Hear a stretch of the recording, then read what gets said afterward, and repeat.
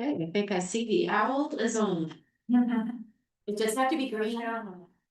Okay, great, awesome. So, good morning, everyone. It is so good to see, some familiar faces today. And also, some, faces in new spaces. So that's very exciting. Just in terms of, yeah, that actually sounded great. didn't it? I love it. We were just commenting, it's just, April is such a, as we think about, for those of us in education, when we think about the year, we don't necessarily go from January to December, it's like, May to, I don't know, August, and then the summer disappears a little bit, but the academic year is very busy in April, and of course, we've been through so much transition here, so it's so good to see all of you. I have lots of announcements and we have lots of business, but why don't we go ahead and begin with the pledge and then we'll take it from there. I'm gonna lead on that today. I pledge allegiance to the flag of the United States of America and to the republic for which it stands, one nation under God, indivisible, with liberty and justice for all. It's everyone. We will not be having lunch. It is a shorter meeting today, but please help yourself to snacks and all the things that you might need in the back. In terms of a board member thought, I decided I don't have anything probably newsletter worthy or sourdough related today. But I just felt like it's been such a an intense, thank you, last several months, so I just wanted to begin and say thank you. Thank you to our board members, thank you to our team. I'm very excited about what is to come. What is the old adage, the only thing constant is change, and we do know that, and as soon as we start to become very comfortable, that's a sign that maybe we do need to make some changes, and so I think about that for myself personally as well as for our work. And in the charter realm, we were just talking about this earlier, we are a hub and I hope a spur of innovation and creativity and the way that we look at education, especially in the next century. So I am really honored to be part of us. And I say this for everybody that's on Zoom and anybody that's especially in our charter community, and of course, anyone that cares deeply about educating children, because I know that those kids are going to be taking care of me. And it's really important that we always remember that. Okay, so with that, I do have, so I just want to be explicit and also say welcome to I wanted to say it, I so in my brain to Executive Director Hutchings. We are honored and so excited that you said yes and excited for this journey. Lincoln Fillmore will be joining us officially on our team next week as the Director of Communications and Engagement. And we're excited also for that again, and new changes and new opportunities and ways to think about our work.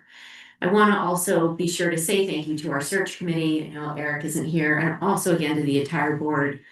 I'm very proud of the process that we went through. It was rigorous, it was thoughtful, and I'm also very humbled by the amount of people that were interested in the position. And with that too, we're so honored to be able to work with you and excited to see what is to come.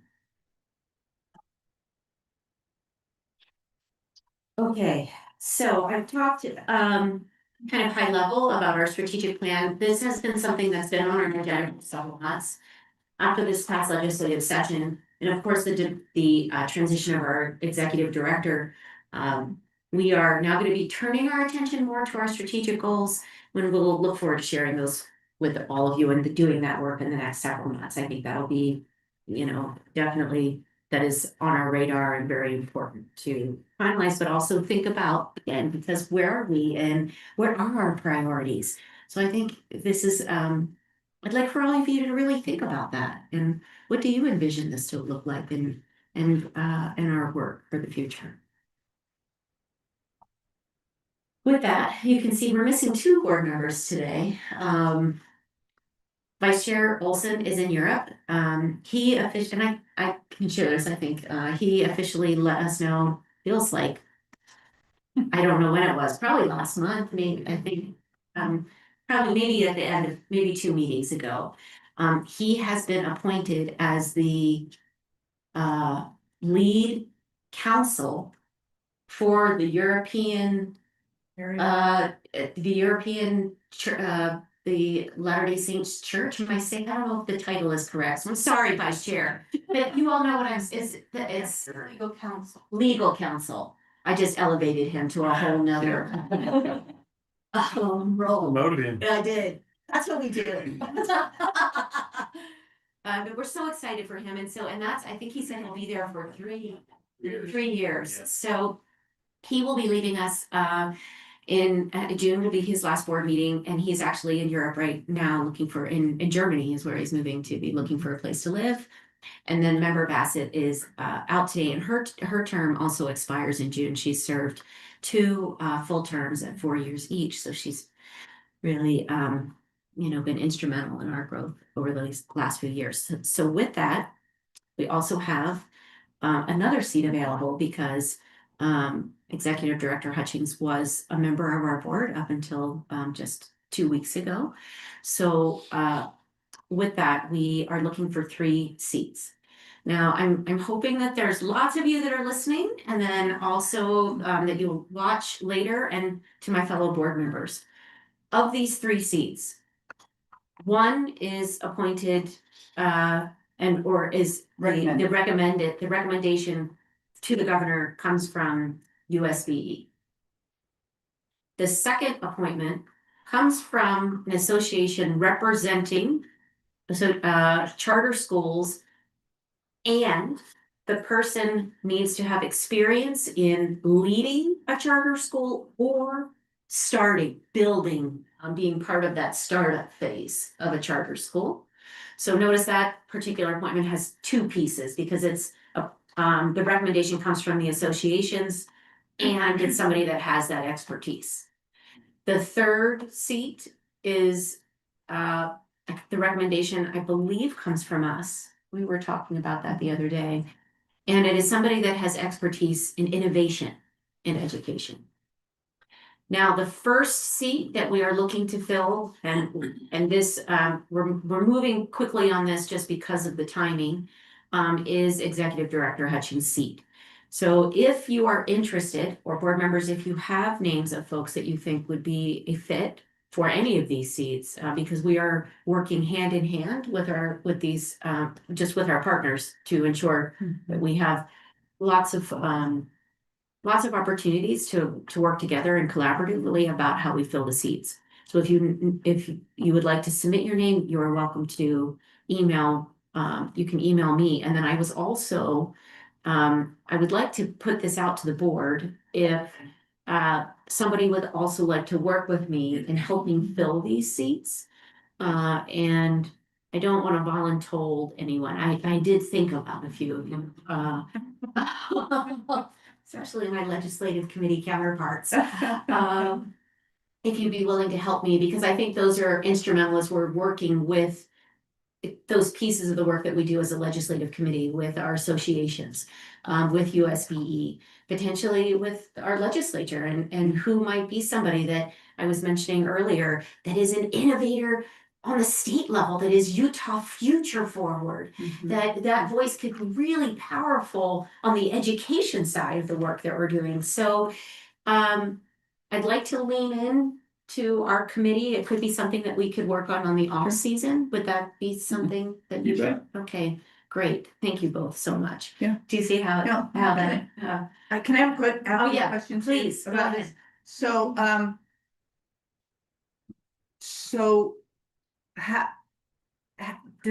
what role does the board have? You know, that's what I'm wondering, or have we had, or have we not had, or whatever. I just kind of curious about. I think that in the past, we've definitely been a collaborator in bringing names to USBE, to our associations. Okay. I remember even just with the two of you, working with Director Kramer at the time, Okay. and talking to our associations about them, and I had offered a few other names as well that we thought could be a good fit, you know, and we just then reached out to folks to gauge their interest, and so it's a, you know, not necessarily, we made sure that you both were interested before we threw them into the hot seat. Then those recommendations then go to the governor. Right. And then, and we, in the past, we also like to provide, I think, two options. So then the governor can, you know, have, make an educated or a thoughtful choice about different folks. Yeah, okay, I just, Mhm. And so for the USBE seat, Chair Hymas has asked, we had a great meeting with him earlier this week. He has asked for us to send him names by April 28th. So that's my day, our day that we're, and I think we're working together on that. Not necessarily just because it's Stacy's seat, but because of the role of being an executive director now and how we want to work together. So we're asking for a resume from folks. Chair Hymas had asked for resumes to be sent to Kelsey. Was it Kelsey? Kelsey. Yeah. And yeah, so reach out. You're welcome to email me, Member Pulsifer, Member Biesinger, as for folks that are out there, and we'll ensure that they get the information on how to send that to USBE. And then from there, Chair Hymas has asked for names from us of and a brief narrative in terms of why we would, you know, like why we would like this person. Okay. Okay. So we can talk offline. You're welcome to email me. Please talk to the people that you're connected with. I think this is one of those things that I'm sure there are a lot of people across our state that would be a great fit. And often we just don't know because we're in our own circles. So I'd love to expand my circle with your circles. And then for those of you that are listening online, we'd love so, to have folks. yeah, and another question. Yeah. I have the state law about this in here, and so I'm Okay, yeah. trying to piece it and figure it out, you know. But it says one member who has expertise in. And but that's probably you, finance, small business management, law, or public policy. Yes. So, But that, maybe that's you, but I I know think Eric had law, and I didn't know if that. Yes, in fact, hold on one sec, because I think this is gonna, if you all can just be patient with me, I have it, just take me a minute. Have it right here. Let's look at, here we go. Here's the list of. Okay, exactly. So one person has to have experience in finance or small business management. That is Member Biesinger. There are two people that need to have expertise in innovation and education. Crystal and I are in those seats. So I'm an innovation seat. Okay. There are 3 seats that are dedicated to, that is nominated by the organization that represents Utah charter schools and has that expertise or experience in developing or administering a school. That currently is, I almost want to say Dr. Marshall. Member Marshall's seat, Member Pulsifer's seat, and Vice Chair's seat. Okay. And then Executive Director Hutchings, she is the USBE seat, and that's why we're trying to fill that seat first. Okay. So great, thank you for clarifying. And I think that's important, actually. Thank you for mentioning that, because for all of us to know that we come to the board and we are appointed because of expertise that we hold, and I think it adds to the diversity of ideas and how we make decisions. So we want that. That's why it's in code, right? Because we don't want it to be, as much as I love being surrounded by teachers, you know, a board full of teachers is not necessarily always the best course of action when we're looking to be, you know, we want this diverse selection of folks.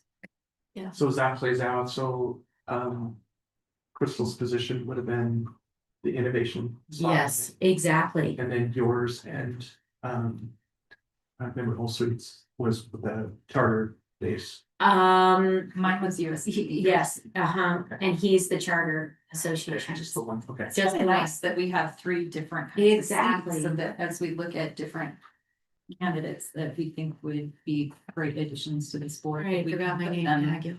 I remember In the this best spot. Yeah, no, agreed. That makes sense. I agreed, and we've also talked about, I think it would be beneficial for us with 3 new board members. I'm hoping that, we'll see how timing works out. I think did we say, like to do a retreat? Did we talk about? Little bit. Okay, little bit. But something, maybe, I think I think we talked a lot about that. And I think it would be really beneficial for us, coming together, again, new leadership, new vision, and that would really help us with our strategic goals. So know that that's coming because our goal is, I mean, it's very important for us to have a full board by September. Because that is one of our biggest, think about the biggest meetings of the year. In fact, I'll put the blue, out there. September is big because that's where we have the new school proposals. It's like kind of giving us a taste, and then where we make a decision if we want to invite them back or ask them to complete the full application. So September is where we get to, as my doctoral advisor said, we get to date ideas. So think about it in that sense. And then January is where the schools that we've invited back, they come back and with their full application where we're voting on whether or not we would like that school to move forward. So with September's big, January's big, and then as you kind of felt, February and March are pretty big too. One, because we have the legislative session in there, but it's also where we have our large and small expansion requests come through. And it's a lot of that is due to the timing of the academic year where we then get folks ready for what is to come as they move into the fall, in the subsequent year. So that as you're thinking about planning, that's just something to think about. So Chair, can I just ask a couple questions? Yeah. So April 28th is the deadline set by the USBE chair. Yes. To ask for names from us and probably others. Exactly. I'm gonna guess then they'll review that in their May meeting. That's exactly Make it. a Oh, yeah, recommendation. thank That- you. That will go forward to the governor who actually appoints. Yep. Out of maybe a smaller group of candidates. Exactly. Then you go through the Senate confirmation. Yes, So that's kind of, and I'm gonna guess nobody meets in July. right. So if they have it in their May, okay, so that gets us, so for the USBE seat, there appears to be a pathway towards being seated by September. Yeah. What's the pathway for the other 2 seats then with timing there? What would you? Well, and that's where it might not happen because in theory, they're both in their seat until June. Okay, So then we can recommend to the governor, and as to your point, July is challenging, but we could do that right away. It's right after our June board meeting. And okay, so we can start those conversations now. We don't have to wait for them to vacate. I think it's in our best interest is to start that. So we could potentially give those names to the governor in July or at the end of June for potential review in August, but maybe for an appointment in September. I mean, that would work really quickly, but because then there's a Senate confirmation in there as well. So I don't know, Susan, I'm looking at you. I Well, think that that might meeting in August, I don't know how. the Senate meets in It's August, August, the whether next that would meeting. happen. And So so, that could potentially, okay. that could happen if all the stars align. And I think that really speaks to us being deliberate on being able to be proactive. Not necessarily like the Friday after our June board meeting, but that following week, we act on Okay. submitting those names. Okay, And talking to our associations about that too, because, alternate comes from them. well, yeah, the One seat. one seat comes from them, the other one will come from us. Okay, that's helpful. Mhm. Can we make nominations? Can nominations come to the governor before the end of June? Oh. Like, Yeah, I think so. I just think it would be nice to have a fully seated board if possible by that September meeting. I agree, I don't know, Great. so let's definitely, because maybe we could, so that way there's consideration way before that, which is a great idea, especially because we know that it's happening. Yeah, I mean, I don't, yeah, That's a great point, okay. Okay, great. okay. Great, thank you. Yeah, so I mean, it could happen timing wise. So please get your, you know, talk to people, think about recommendations. We're really excited. I mean, it's unfortunate to be losing our board members. This is a great shift, but you know, Crystal's, you know, served her term. And of course, we celebrated it, even though we were in shock. We thought he was joking when he first, I know, when he first said it. I'm moving to Europe. thought. I know, we were like, okay, you just, you know. Great. So any other questions about that? Those were great.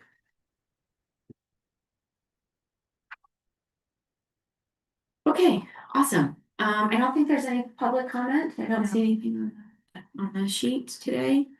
Okay, we do have our consent calendar that we need to approve. On our consent calendar, there's draft minutes from our March 12th meeting, which are recommended for approval. Our monthly financial report for February, which is also recommended for approval.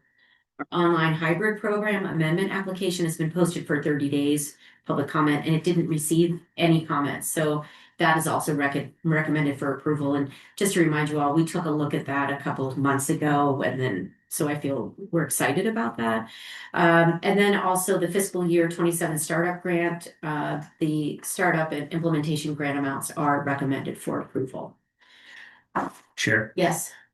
it would help me, I'm sensitive to our timing today, but it would help me if we could maybe pull the startup grant from the Sure. consent and just, I don't know if we could briefly discuss it, but I would like to cover that Yeah. just quickly. Sounds great. No worries. Okay, so, we can pull, do we have to make, I think we have to make a motion to pull that. So would you? Yeah, put that- I would make the motion to pull the FY 27 startup grants off the consent calendar for a brief discussion. Okay, is there a A second? second. Great, any other discussion? Okay, great. All those in favor? Aye. Okay, great, that motion passes. So let's, Member Beatsinger, why don't you kick us off in terms of that? Yeah, sorry, just real quick, I want to bring it up on my screen. No, that's great, I'm doing the same. So are we gonna vote on the? consent Should we- calendar should we- without On the that? consent calendar, it should- Okay, Yeah. let's do that. Yeah, yeah. Would you mind? Yeah, I will make a motion that we approve items A, B, and C on the consent calendar. Okay, great, is there a second? Second. Any discussion? All those in favor? Aye. Aye. Okay, thank you, Member Pulsifer, so that motion passes, so our consent calendar passes. Minus let's have a conversation about the startup grants. So this is a big commitment. I see the line on here, so I'm looking at the spreadsheet that we had access to, everybody has that. So the total here is just over $3.5 million, broken down by schools. I see there's a couple of schools that will be paid in FY 26, so the finishing between now and the end of June, it sounds like. Then the rest of these listed are, I'm just wondering if I could understand better how this works against our overall startup fund capacity, right? Because we've had some holdover funds. This is going to do a great deal to bring those down, which I'm grateful for. But I would benefit from maybe being able to understand that. And then just a little bit about the breakdown of how these numbers were arrived at. And I don't have an issue with them, I just want to understand those things. Formula. Is that a Lisa thing? That's Lisa. That's a good one, that's what I would have thought. I could see her brain working back there as soon as you started asking the question. Thank you, Lisa. Yeah, of course. So let's start with how the amounts are arrived at. Depending on what type of school depending on what type of authorization it was, there's a base amount that they can receive up to, for the new schools and the satellites, up to 200 students. Then there's a per student amount for every student from 201 to 500 that's added to that. And it tops off and it's paid out over 2 years for the new schools and the satellites. And so it tops out at 330,000 over the 2 years for the satellite and 440,000 for the new schools. Okay, A large expansion has a base amount of 172.5. Theirs is a little different. Cause they get that base amount plus they get an amount for every student as well. And then that tops off, unfortunately, right now, I can't remember where that tops off. I know it starts at 172.5. I'm thinking it's 200. And then for a small expansion, it's up to 50 and it's a per student amount, and I don't remember that one as well as I do the others, but it tops off at 50 for a small expansion. Yeah. And then I don't know if you noticed on that list, but Utah Tech University is planning on authorizing a school, so a school has been added oh, since the last time for Utah Tech. And I believe there was another part to your question. yeah, I'm just looking for, because I remember seeing one there, I was like, I don't know who that is, and that might explain the answer to that. Is that early college, high school? I'm just looking, sorry. That's okay. That's it, early college, high school, Utah Tech authorizer new school. Okay, great. So Lisa, can I ask a couple questions? Please, go ahead. So thank you. So, if we just use the example of, kind of Cambridge, Ensign, Louisa May Alcott, the cohort that was approved, in January. They're all pretty similar numbers. Are they going to receive all of these funds in FY 27? Because I know there's kind of a 2-year thing. So would some of that be allocated actually in FY 28? Because I read this to think that maybe it was all gonna be allocated in FY 27. It is all FY 27. Okay, is there a follow through? Because you said 440, a number 440 in there somewhere. Would there be, so for example, with Cambridge Prep, Uh-huh, they get almost 310,000. uh-huh. Is there, would they expect to have anything in a year 2 component? Yes, yes, they would. So it should say on there whether it's a year 1 or year Yeah. 2. Yep, So yes, so if it says year 1, there is another. it would be in and above this amount. Okay, Yeah, so 440. up to yeah, it 440. tops up to that. So what's our total, what's the total funds available? And like, so we're giving this 3.5 million will go out the door. But can you just help me understand that? Because obviously this is a big burn of funds, which again, I think this is some of the best ways we use funds, but, what does the remaining fund amount look like that we have? Let's see. So after the 2027 funds go out.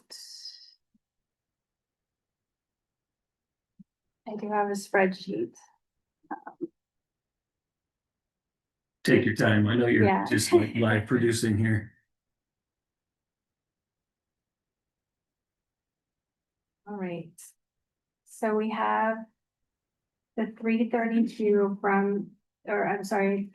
Yeah, we have almost 3.3 available for this year. Then at the beginning of the fiscal year, so July 1, we'll have another almost 1.6 available.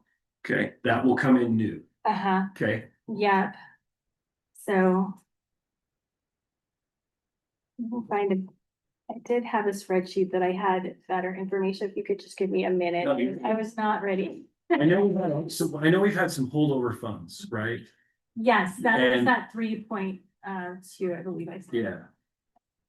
I think between the rough numbers in my head were, it was about 2 and 2, about 2 million of funds and then 2 million of holdover. So this is going to, Yeah, so I'm having trouble with the online. So anyway, we'll just do it with the one I have. Okay, so we have, like I said, we have the 3.2. Oh, okay, so at the beginning of FY 27, we're gonna have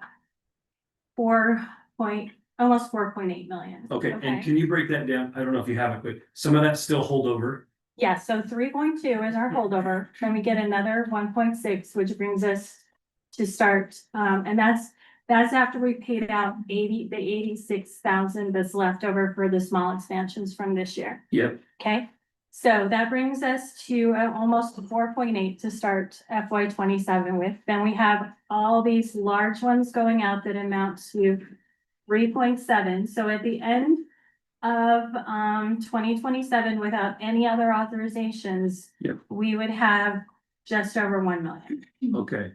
Okay, then if we expect the same amount next year, which would be about 1.6. Yep. We would have $2.6 million to start off the school year or the next 2028. Mhm. And by the time we pay all the, for everything that's already authorized, the amounts that are going for 2028. Yep. Without any more authorizations, we have 1.3 available for anything that's out. So the year two commitments that are already kind of accounted They- for, They you have almost one make up a point full two year. left. They almost make up a full year's worth of Okay, funds. unless the legislature were to alter their Mhm. allocation to us. Yeah. Or up or down. Yeah, so each year we get an allocation. Yes. Mhm. Okay. So I'm just thinking. Like, because I do this in different states, it is really crucial for these schools, I think, when they get a yes, to get access to funds, right? You just can't tell them yes and then. It's just such a challenge. So I'm just mindful that. We think about this with respect to our discussion with the legislature in the future, because. We're good now, but if we have a large cohort again. We can quickly see that by FY 28. We may have to make much smaller allocations, which might just be the world we live in too, by the way. But I'm just mindful of that. The other thing is can I just understand? So of the year of this cohort, let's say the FY 27, when do they get those funds? And who actually opens the door to those funds? Okay, so once you authorize or say yes, vote Yep. on them, that they're Let's good to do go. like Ripple as an example. Right? Uh-huh. So Ripple is going to open, they've been approved, they're Mhm. marching down the road. July 1 comes, they Mhm. know they're gonna get 300 and almost $20,000. When do they get it all in one stop on July 2nd, or how does that work? So they get it as part of their, what's called their allotment, and the allotments are always paid at the end of the month. So the earliest they could get it is July 31st. Okay, So once you guys approve it, then I set in motion the things to make it happen. Last year we did, so there's paperwork involved with getting this new school set up. So Sure. for the other schools, it's the established schools, this isn't a problem.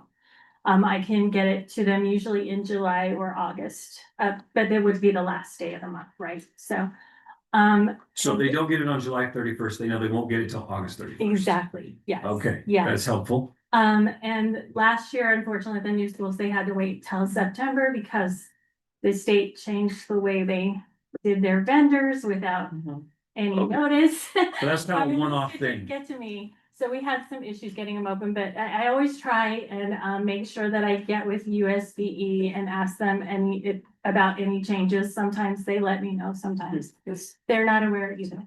Okay, So the new schools had to wait till September, so I've made it. When I've talked to the schools, I've made it clear, I will get it, we're going to get it to them as quickly as we can.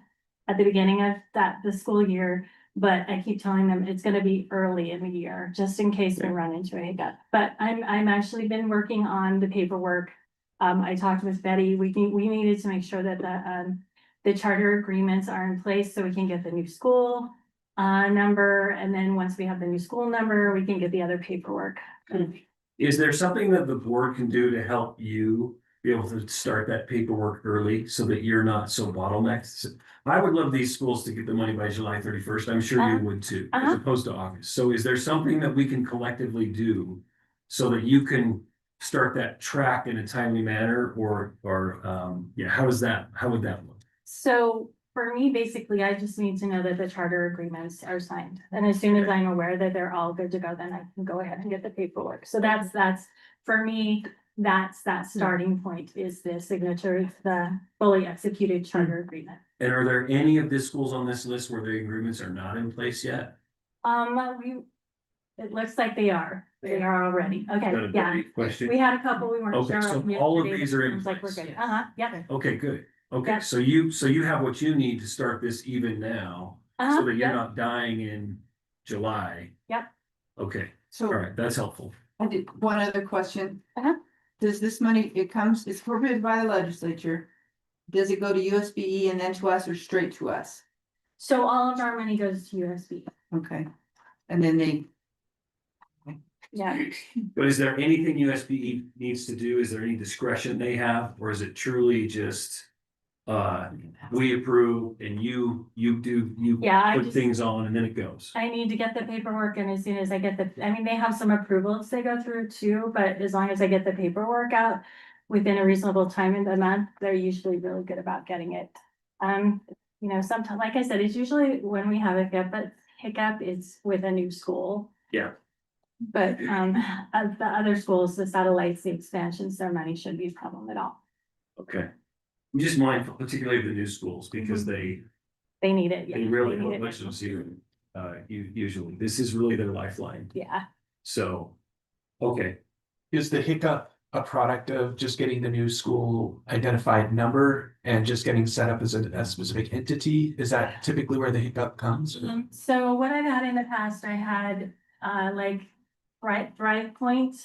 There was a problem with their address, so when Okay. they were coming online, the USB couldn't verify that they had the right address, so Interesting. that held it up last year. Like I said, the state changed the vendor form and they requested new items that we were not aware of. And so the vendor form was not processed in a timely manner. We had to keep going back and forth because there were actually a couple of items they needed and we were kind of informed one at a time of those. So when it got kicked back again, so those were the problems there. We are aware of those for this year, so those are going to be taken care of. We'll make sure that they are those numbers that they were looking for. They're like a unique identifier number and a fiscal year end date. So we know that they want those, so we'll make sure those are on there. They actually, after a chat with me on this, they actually changed the form. I was like, why isn't this on the form? Uh-huh. So yeah, so we're aware of that. okay, thank you. I'd also like to mention too, I think, if I recall, we talked about this previously in a meeting where the funds aren't always going to be there, or we can't always assume that we're gonna have this amount. I mean, to your point, wouldn't it be great if we got more, which we asked, I mean, we kind of said, give us more money, last year, or this last session.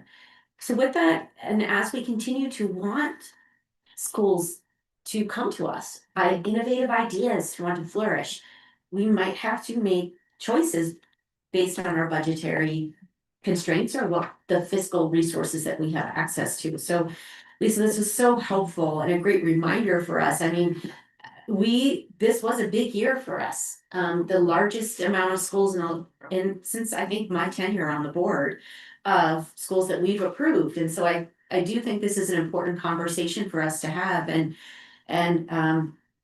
it's really thoughtful. One, that we have the resources available to support schools. And to your point, Member Biesinger, just the timing, because it is becoming even harder to, just things are becoming more expensive and we want our schools to be successful and that takes having those fiscal resources. Well, and if I can just add a comment, yeah, I amen to all of that. I'm just mindful of the looking forward, Yeah. because it is great to have kind of a nest egg of funds to deploy, which is what we're doing here to a considerably large amount. I'm just mindful, I think all schools that get approval should have some help financially. I think that's good policy. I am particularly mindful of the brand new schools. And so if we need to adjust, like, it would be nice if we could go to our legislative partners and say, hey, we want to make you aware of this and think about it. Clearly, the data says that students in Utah are gravitating towards a charter experience, and I hope that that can be honored in, and maybe some allocation considerations. I also respect that the legislature has everybody coming to them with a hand open, right? If a member of the legislature talks to anybody in education, they are braced for, and can you give us some money? Like, I totally get that. So the other thing I'm mindful of is maybe we need to, I don't know what sets the formulas, if that's rule or statute, but I'm also open to, well, I would like to be open to our board can, to the degree that we can, adjusting the allocation formulas, and I'm not going to, I would personally like to see it adjusted so that the startups, if we have to start constraining, I just, boy, $1 to a startup means the equivalent of $5 for a school that's 4 or 5 years old. I mean, it's just so valuable. They just have nothing to go on. Yeah. And so if we need to adjust the formula so that it maybe bends towards startups, I would be, anyway, personally, I'd be eager to look at that if we have to make some hard decisions. Just because I want to give those schools that bring innovation and need a good start a chance to have a little bit of fun to help them. So, thank you. Thank you. Thank you for pulling that off consent. I know this conversation was really beneficial. And Lisa, thank you Yeah. for being on the ready. So appreciate it. That information was really helpful for us. Thank you. And I see that there's lots of notes taken over here. So I think that we will continue to, I think we'll do some research. Maybe our finance committee can take a closer look at, I think that's a really good idea. yeah, just what the current formula. Just the metrics of who, like again, to your point, statute versus rule and whether we have some influence on that. I think that's a great point. So with that, we do need to approve the startup funds. Startup. I just want to say correctly, the fiscal year 27 startup grant. And the amounts, and that those were recommended for approval, so we just need to vote. Someone would like to make a motion on that, that would be helpful. Chair, I would make the motion that we approve the startup grants as described in our documentation. Is there a second? One second. Great, and a second from member Pulsifer. Any other discussion?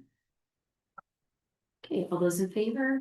I, Okay, great, so that passes, excellent. And I also want to say congratulations again to our schools because hopefully in another month, you'll be hitting the races, which is really exciting. Okay, excellent.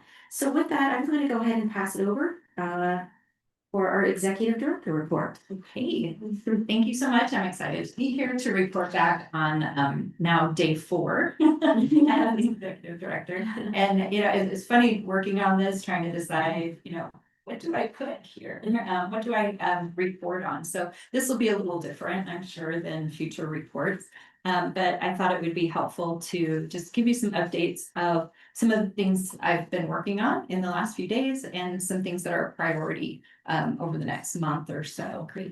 So we can be thinking about that, and love to have some feedback too about things that you feel are priorities to be focusing on. I'll say Member Marshall has done that, has been working on a couple of really exciting things that we're gonna hear a little bit more about.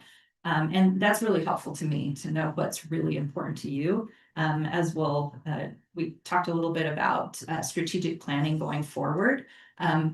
That will be really helpful and important, but until then, please don't hesitate to speak up and let me know that, this is something you're really excited about or would like to see us prioritize for the next little bit.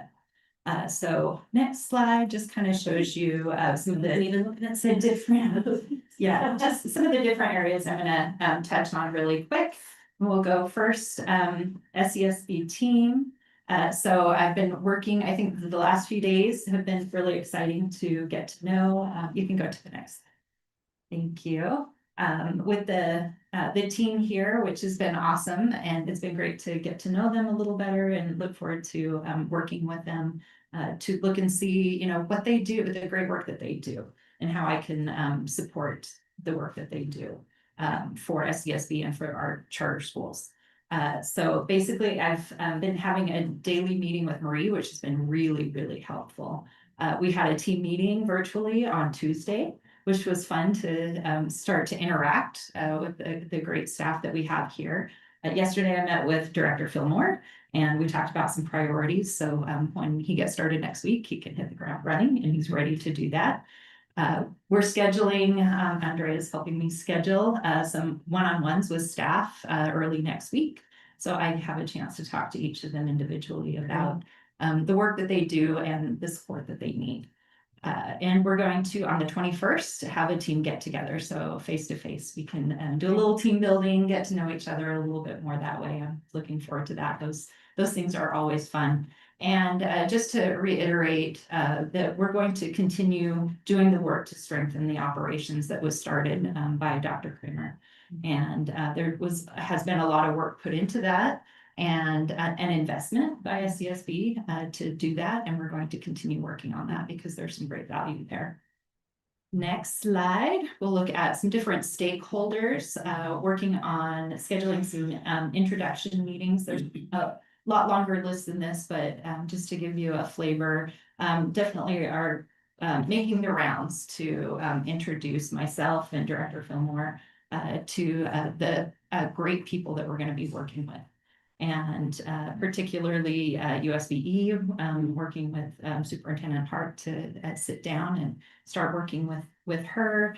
And board leadership met with Chair Hymas on Monday, which was great, talking about the openings on our board. So we'll continue doing that and identifying, have a list of different staff at USBE that will be important for us to make some initial connections with right away.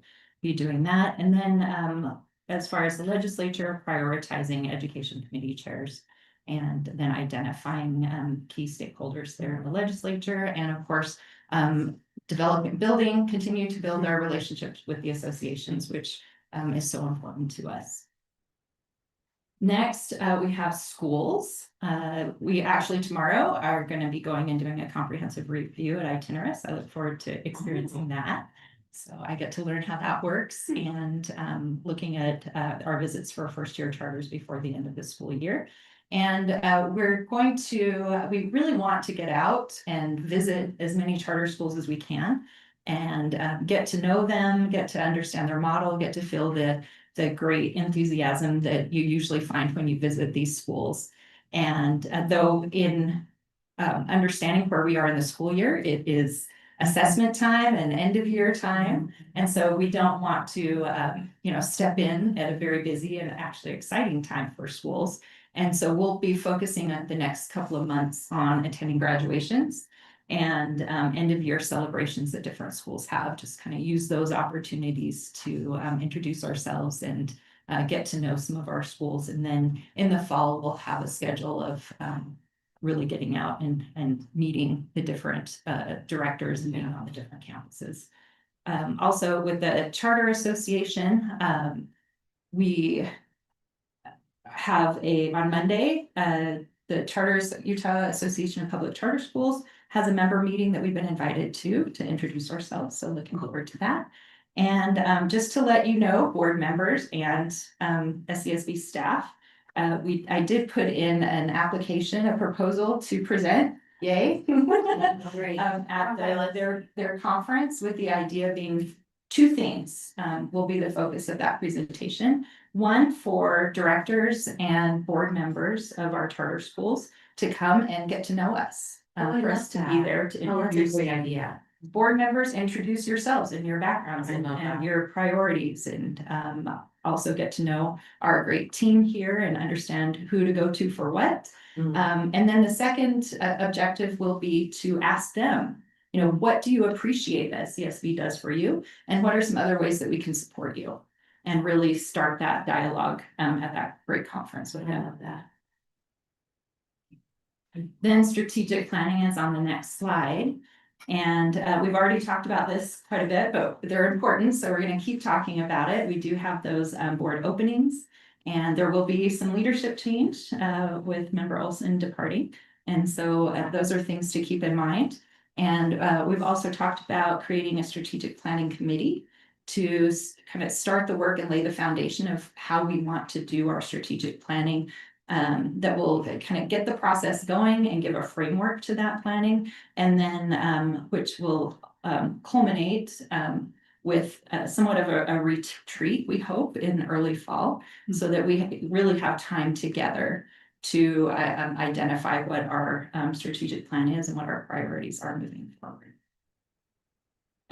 With that, I'm going to wrap up with, I just have 3 different slides just to remind all of you kind of the vision that I shared with the board previously in some of the areas that we'll be focusing on and putting some organization around to really start the work of really solidifying our oversight and support of our schools, and to also be able to promote charter schools and really position ourselves to lead out in the state when it comes to education. So this is just a reminder of one, looking at how we can strengthen partnerships with the schools that we authorize and some of the ideas behind that. The next slide, leading a proactive policy vision for charter schools. And this is really that leading out and building relationships of trust with our stakeholders and partners. And then on the next slide, advancing the story and impact of Utah charter schools.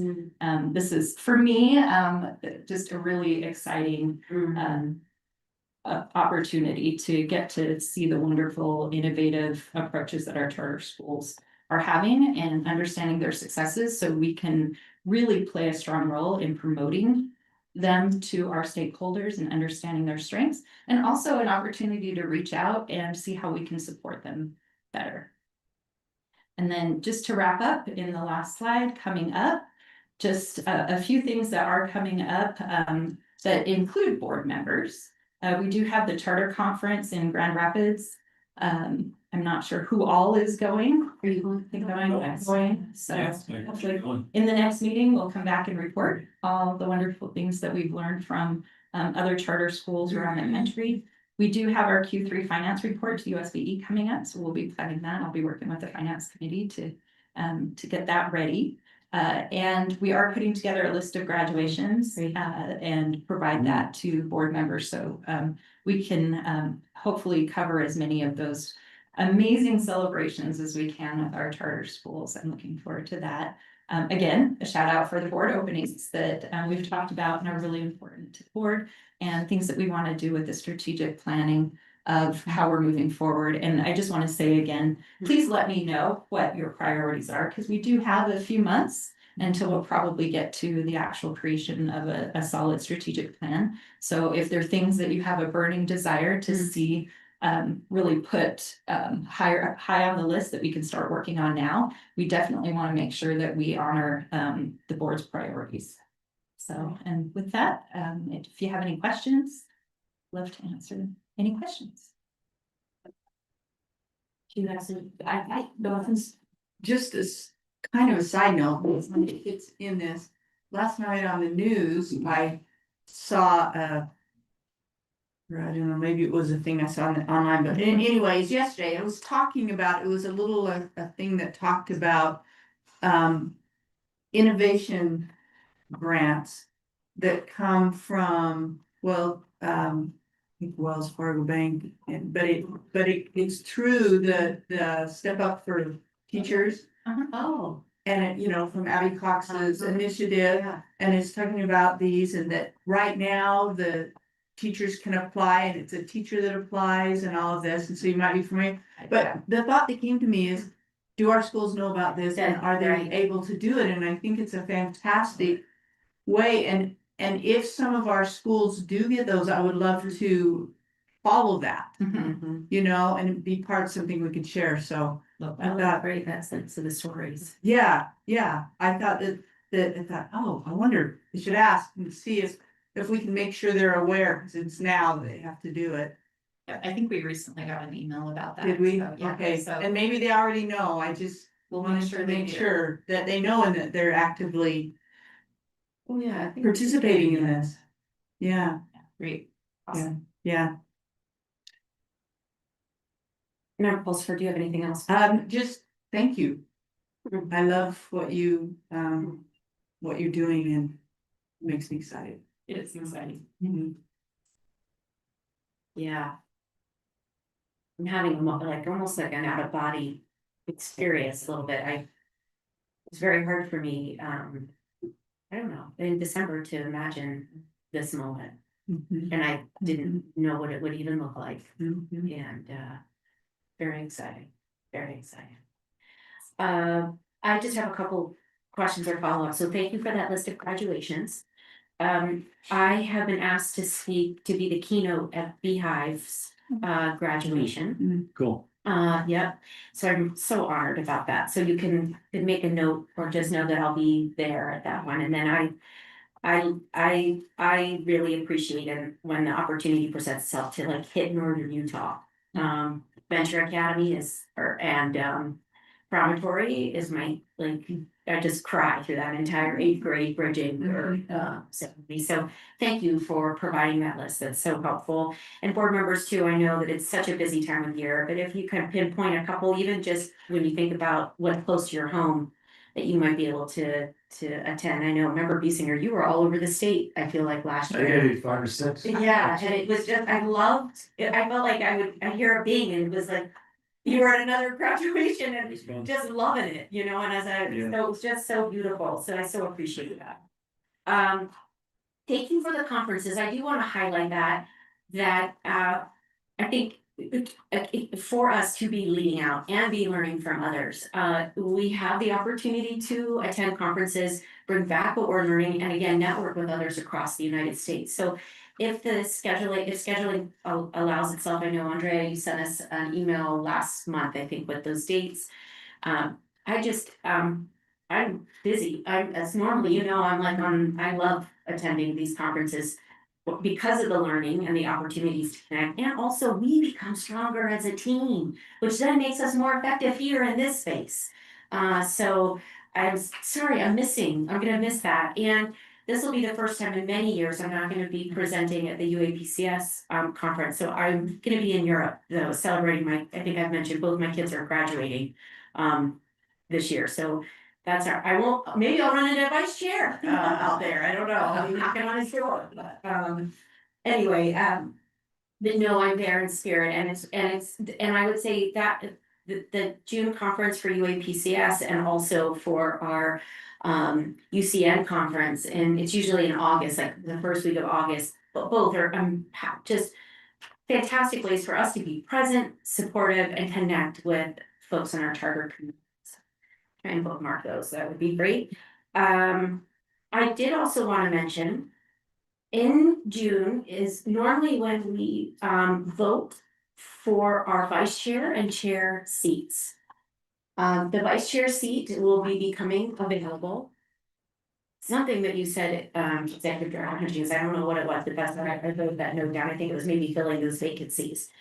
If you are interested in the vice chair seat, if you wouldn't mind, you can pop me an email and let me know. I've had a couple conversations, just very informally up to this point. Really just because I wasn't quite sure when, with vice chair's exit. I would be honored and humbled to continue to stay in the chair role, and if one of you are interested, I am happy to have that conversation.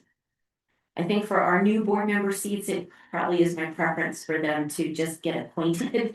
As you both know what it's like to be, welcome to the board.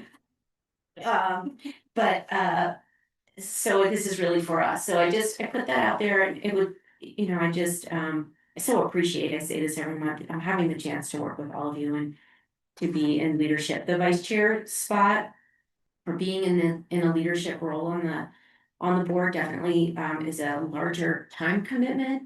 But and also one that I think is an incredible opportunity. So I wanted to mention that. And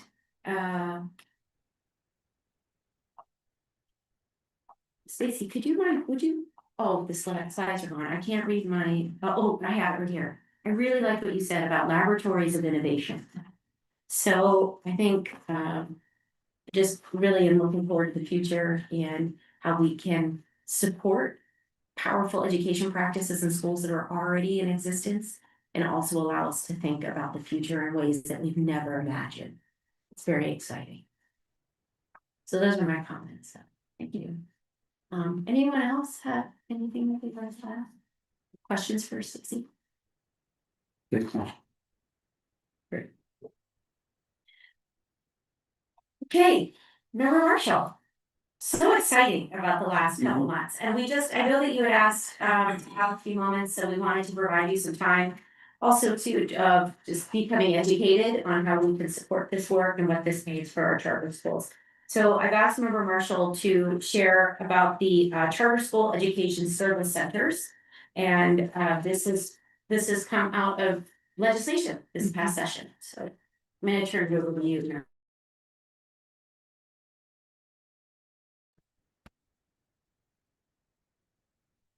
And deeply appreciate the collaborative efforts this has created. I've been working pretty closely with Susan, member Pulsper, to kind of connect some of the relationships and some of the kind of the initiatives and It's okay, is it okay if I? yeah, sure, go ahead. It's just interesting because I recall this has started out as a bill, but the bill that was passed, it actually did not have this in it. And a lot of people thought it did, but it did not. So everything about this was taken out of the bill to pass. And so it was really strange. I think they did something, sleep it up there, just wasn't paying attention in the last few days. But the bill that was written in, the very general restriction said, It cut off. oh, the sound's still going, but because you passed the papers here to the eyes, you know how like that one connects to that one? Oh, we gotta recalibrate them. You just wait for that. It takes a second. Yeah, we can do the break right now and then. Sure, and I also see, USB liaison member, or I wanna say, I just added another title, what's going on? Rod Hall is with us, so it is so good to see you, online, he can hear me, they just can't see us. Is that- Yes. Can we keep going even though they can? Yeah, if you want to, if you're fine with not having the video part, and then I'll fix it in the break. Okay. You can hear us. The note Okay. itself, don't pass anything between. And the owl don't like it. Member Pulsifer, please go ahead. Okay, so. Thank you, Amber. So, the general description of the bill said, had it in there, and charter school resource center, it had it in there in general description, but it wasn't in the detailed description, and the actual bill, if you look at the original bill and this one, it's all of that, everything out. And so I'm like, what's going on, because actually, it didn't get passed in legislation, which I think is actually kind of a good thing. So what happened, so then I made some phone calls, and I was trying to dig through this and find out what was going on. And I talked to the bill sponsor, and she said the appropriation is there. So I talked to the guy at the public ed pro, and talked to him and asked him about it. And he said, yeah, there is an appropriation request, and it did pass. And then he looked, let me see where that money went. Did it come to you? I don't know where it went. So he looked it up, and it went to USDE. But there was nothing except that it's being used for charter schools or a resource center. Nothing else was in there. So there's no guidelines done, zero.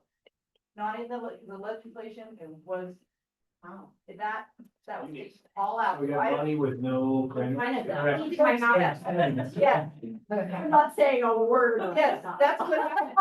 So we have the money without, so I contacted and he told me, and so then we I talked to Nate and we talked to Molly Hart about it. And talked about it, you know, how that would look, and so the money went to them. And then, so what actually is happening is, which is a good thing, I mean, we're still following, I think, what was intended, but, we don't have legislative guidelines. So what we were going to do, and I'll let you keep going with this, but that's just setting forth, okay, absolutely. The foundation for where we are and why the guidelines are actually going to be put into board rule. So I just wanted to add that so everybody understands, and that's why it's tricky with legislation, because you can't see a bill at the beginning and say, oh, it passed. Therefore, we know what it is, because we don't. Always. So with the board rule, do you have a sense of, like, is that part of this conversation? Yeah, So you're in that, helping frame those rules, correct? I just wanted to Okay, great. lay that some Absolutely. days. Super. And I think it's really helpful for us to know going forward, just because the bill passes, doesn't mean we know what passed. We have to be really careful that we don't send out information that says, oh, it passed, therefore, because I think it's completely different. They had added some other things into it, but I looked at the you know, the original bill and then second substitute passed. They all of it up.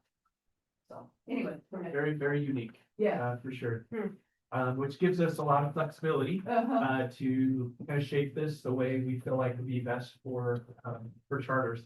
And to add a little bit more context to this, this isn't a unique model. There are resource centers throughout the state of Utah. There are some serving rural schools mostly, and there are charters that participate in those rural school, RESAs. And, this conversation was something we had a couple of years ago, with, Royce and, some other key legislators. We had some opportunity to get some momentum on that, but ultimately the finances just didn't get handed out. Executive, the appropriations committee, the money got kind of nixed, but I wanted to give you guys an opportunity to get a better understanding, and this document will give you kind of a framework for what they're gonna. I didn't get that. I'd like to give you that. So. We can share. Yeah. Thanks. Yeah, oh, no. It's 2 pages, but basically, okay, well, maybe it's the back. Need the- You need this one? Oh. We'll share. Okay. And you have it? I have the front page, I do. I have the back page. And there's the front. Thanks. Sorry about that. No worries. So with this potential resource center, we have an opportunity to kind of think collectively about how we can better serve charters. A unique opportunity to recognize that as, when you think of economy to scale, sometimes it'd be really difficult for charters to kind of provide the collective services that districts sometimes can, just because you're 300 strong, right? You're very limited in not only the financial parameters, but the ability to hire and staff people that can provide services for charters. And so, similar to kind of the resource centers that are currently in existence,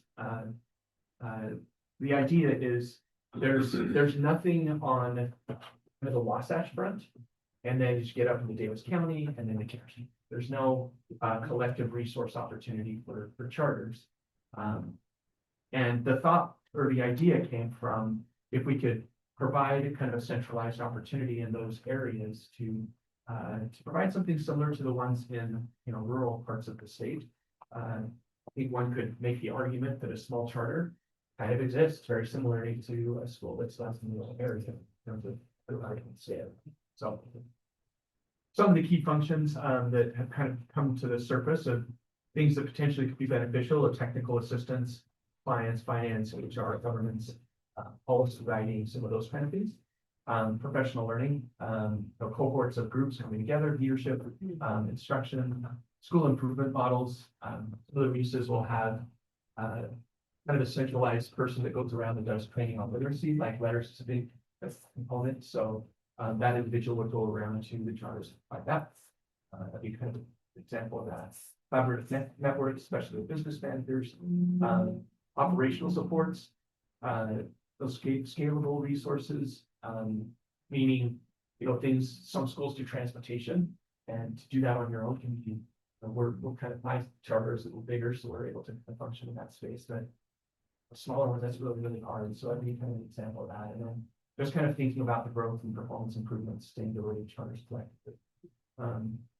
So I'll go over the flow, but that kind of hopefully gives you kind of a broader understanding of kind of what this potentially could be. We can model it very similar after RESAs that currently exist. I think, to Member Pulsifer's point, we have a very unique opportunity to make this out.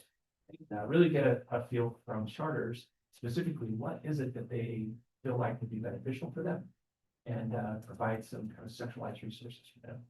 So top of mind, things that have come up are behavioral services like RBTs, psychs, BCBAs, people who can help support behavioral schools. Some other things, IT. That's a. my experience of them. Yes, Yeah, Member Marks, can I ask a question? yeah, absolutely. I don't have any long questions yet, but one of the light bulbs that went on for me in the discussion tonight has been used for these things was when I see the $500,000 allocation, my first thought was blessing.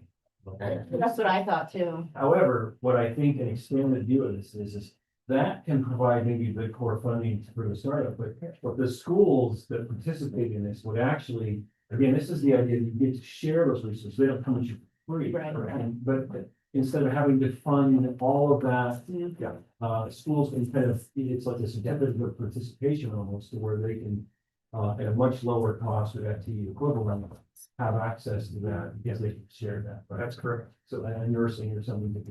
Yeah, That's very good example. so that was helpful for me in just bringing, the $500,000 is kind of the seed funding to get this going, but it doesn't necessarily mean these schools, and we shouldn't expect that these things will be free to them, but they will be kind of discounted and make it at least affordable.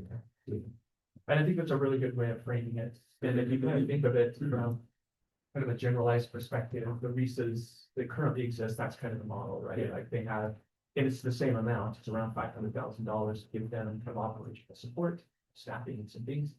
And then the RESA, or in this case, the resource center charters, would be open to or available to getting grants, similar to behavioral grants and CS, digital teaching and learning, that's kind of gone in a different direction, but those grants would be available to this as an organization.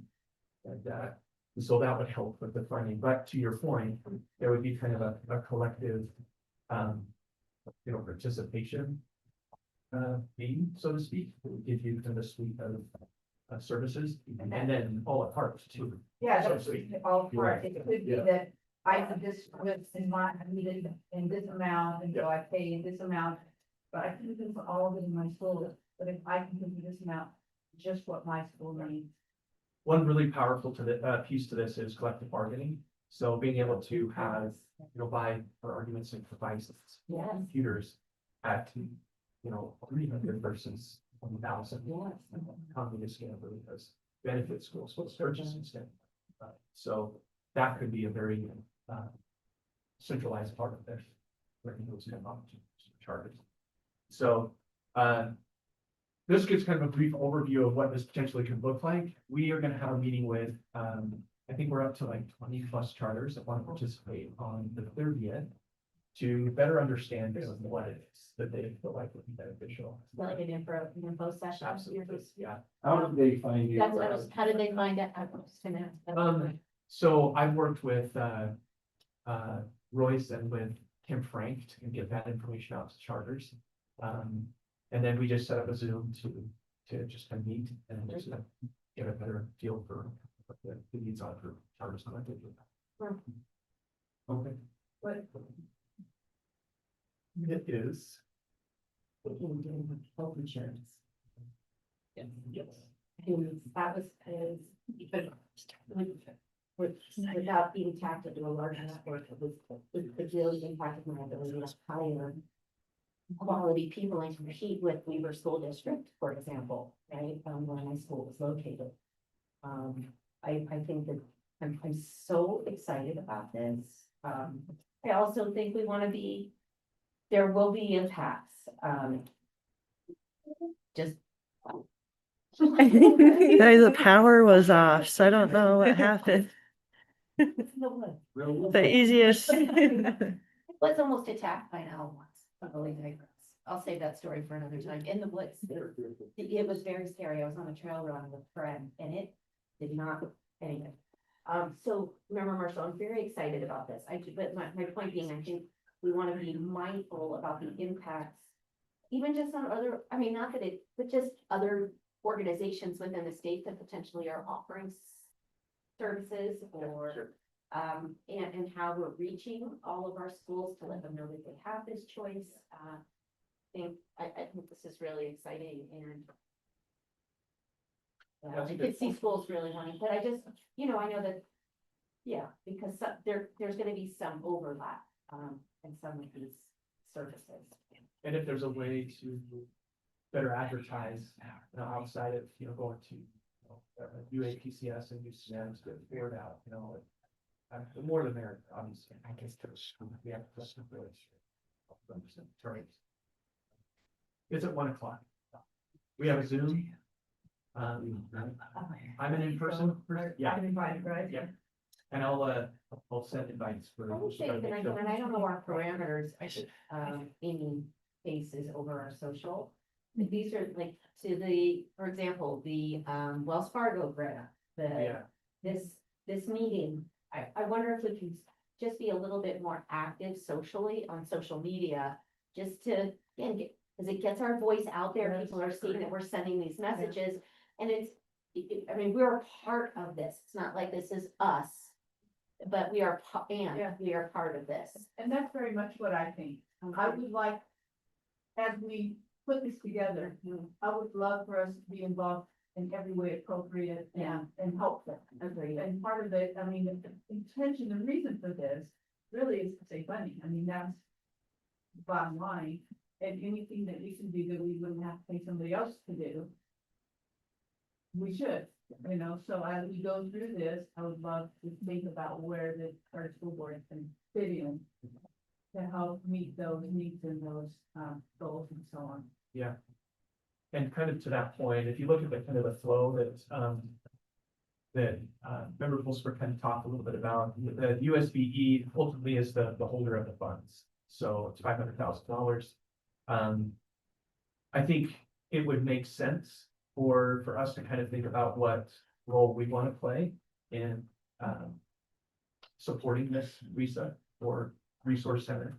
I want to be deliberate and that it's different than a RESA. So those are, you know, rural schools. It's just a different format function. And so I think it's really important for us to distinguish this as a resource center for charters. Make sure that it's distinguished. We needed it, yeah. So that could look a number of different ways. You know, we get $500,000 to Member Biesinger's point. That money is to basically provide the personnel and the structure for maintaining the hub. All of the ancillary services come as a product of either grants or other people who come in. So the state charter school board could play a role in that. So program development, design and structure, and kind of voice from our UCNs and the APCS, as well as voice from the charters. And then as you look down, I think it would be important for the resource center. So there's a model that kind of mirrors this in a similar way. So the CTE portion for the state of Utah, charters participate in a consortium, and it's funded through that consortium, but it has a chair, a vice chair, and there's a governing board. And in the legislative language, which sounds like was maybe removed, but there was some original language that talked about the importance of having some structures and governance. And so my thought would be, as a resource center, there would be a charter lead, kind of a chair, and a vice chair and council that could give guidance to that resource center. And that critical view and those representatives that really give some, I think, some flesh and some meat around those services, but also really have kind of a pulse on what the charter will need. Prioritizing and ranking, the individual items that could be in there, and then just really being strategic and kind of figuring out what the collective needs of charters are. And those could be recommendations they provide to the state charter school board as the hub. And then when it comes to the finance side, that allotment could be the reimbursement base. We use those funds to run the service. I believe I remember the intention of this for the 500,000 to be one-time funding. Correct. So it's one time. That is correct. That is okay. I will say this, and it is, we have to operate with that, and thank you, because at any moment, whatever, but I will say this, because this is such a great idea, and because it is a great way to save money, the legislature with the RESAs has been very supportive in funding it, and always, because it's a great idea. Somebody holding out the hand, it's like, oh, we're getting a bang for our buck here, Yeah, we are all. Yeah. Yeah, exactly. And very, it's not a Utah thing, unique to Utah. There are a lot of other states that kind of use a similar model, especially like Indiana and some of these other places where you get these schools that are kind of rurally based, that you gotta figure out ways to provide services for somebody saying, hey. the charter school part, obviously, you wanna get feedback from the charters, do kind of a comprehensive need assessment. And then submit that to the council, the council can to the charter school board, ultimately would work with the specific funds. And then in terms of timeline, we gotta figure out the parameters, for how this money's gonna, how it's gonna operate. So, as we met with, Superintendent Carter, her recommendation was for us to, better understand kind of the framework, but also the, the financial requirements for making sure that we've got all the parameters for funding this set up and giving them recommendations for code. So. Because, something that we say, this is how, this group decided we want it to look like this. And then put that in state board rule, not in, which is, it's much easier to change that than legislation, so again, this is a good thing.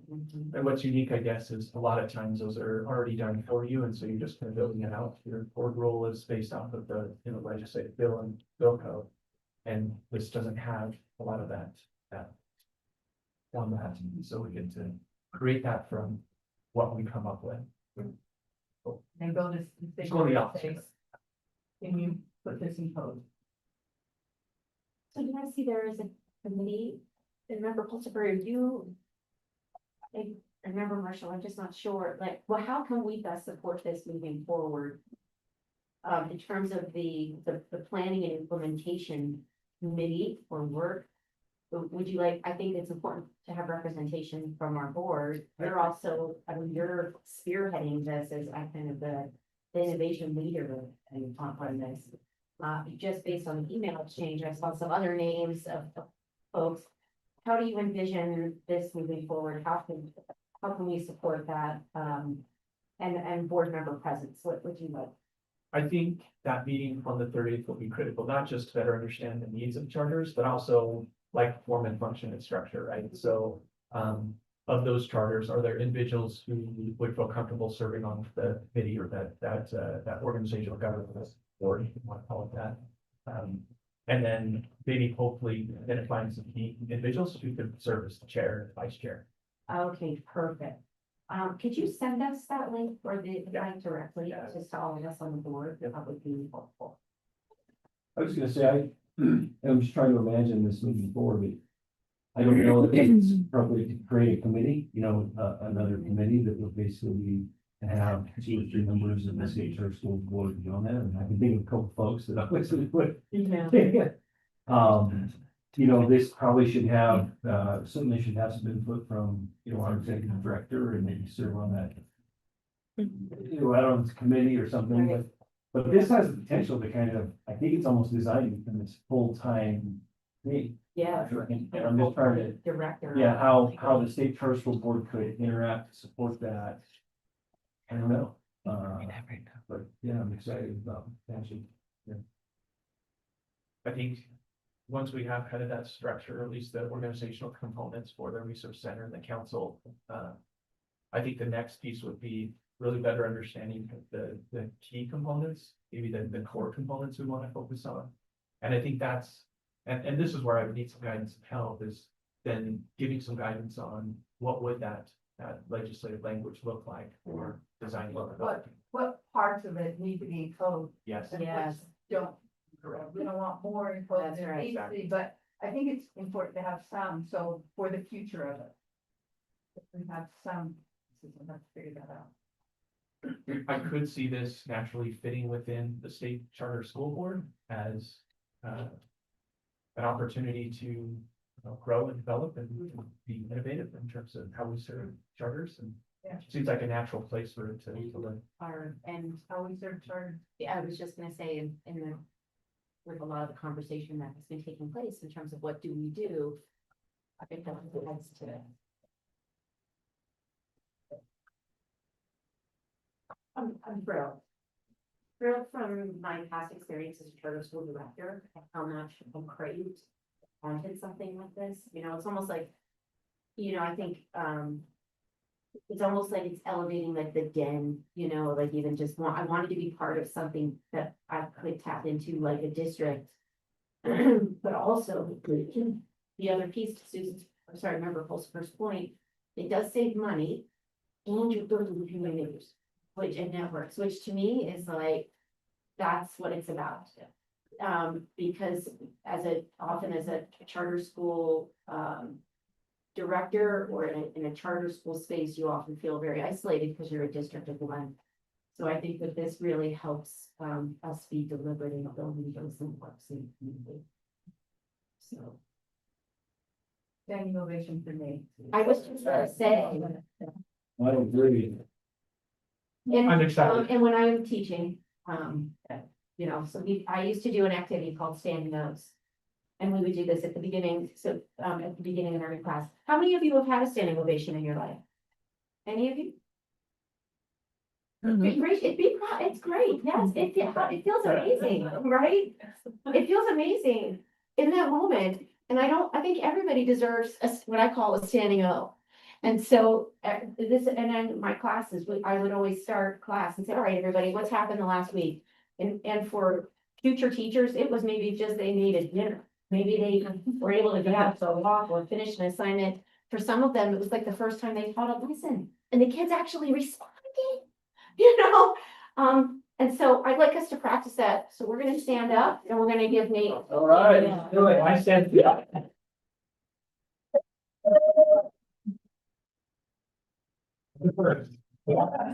We might start our board meetings with this now. Standing, I just call them standing O's, and anytime you can bring a standing O into your life, it's pretty awesome what happens, especially in a learning space. I think, just really exciting. And I know this was a vision for you as well. It's been a multi-year. Yes, exactly. So I think we know that, change, we know, as I said, change is inevitable, but it takes time. So really exciting. And I'd love to work with you, obviously. Yeah. Great, so I think let's continue to keep this on our agendas, so we can continue to get updates on this as we're moving forward. And yeah, I think that would be great, and then I look forward to seeing the invite for the 30th, so we can all at least listen in. Great. Smoking gun. Oh, I think that would might. Sorry, man. hold on, everybody, we're getting back in. Oh, here's my letter. I hope I heard it too. Standing ovation. So as we're, I need to do the standing O again. We are a little bit behind.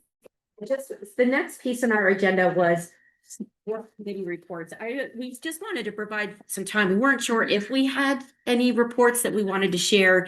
And then we want to pass it over to Betty, and then we'll move into a break. So I know that we're still okay in terms of our business after the break, but we just want to be mindful. So committee reports. Anything I'll go legislatively, yeah. fast. I think what I said before is important to note. And I think as far as the legislative committee, it's more moving forward. Yeah. You know, it's just, we need to have a really good, and we've talked about this before, but a really good process where we can identify what's happening and identify what we would like to see happen. Yeah. What are our priorities? Yeah. And move that forward.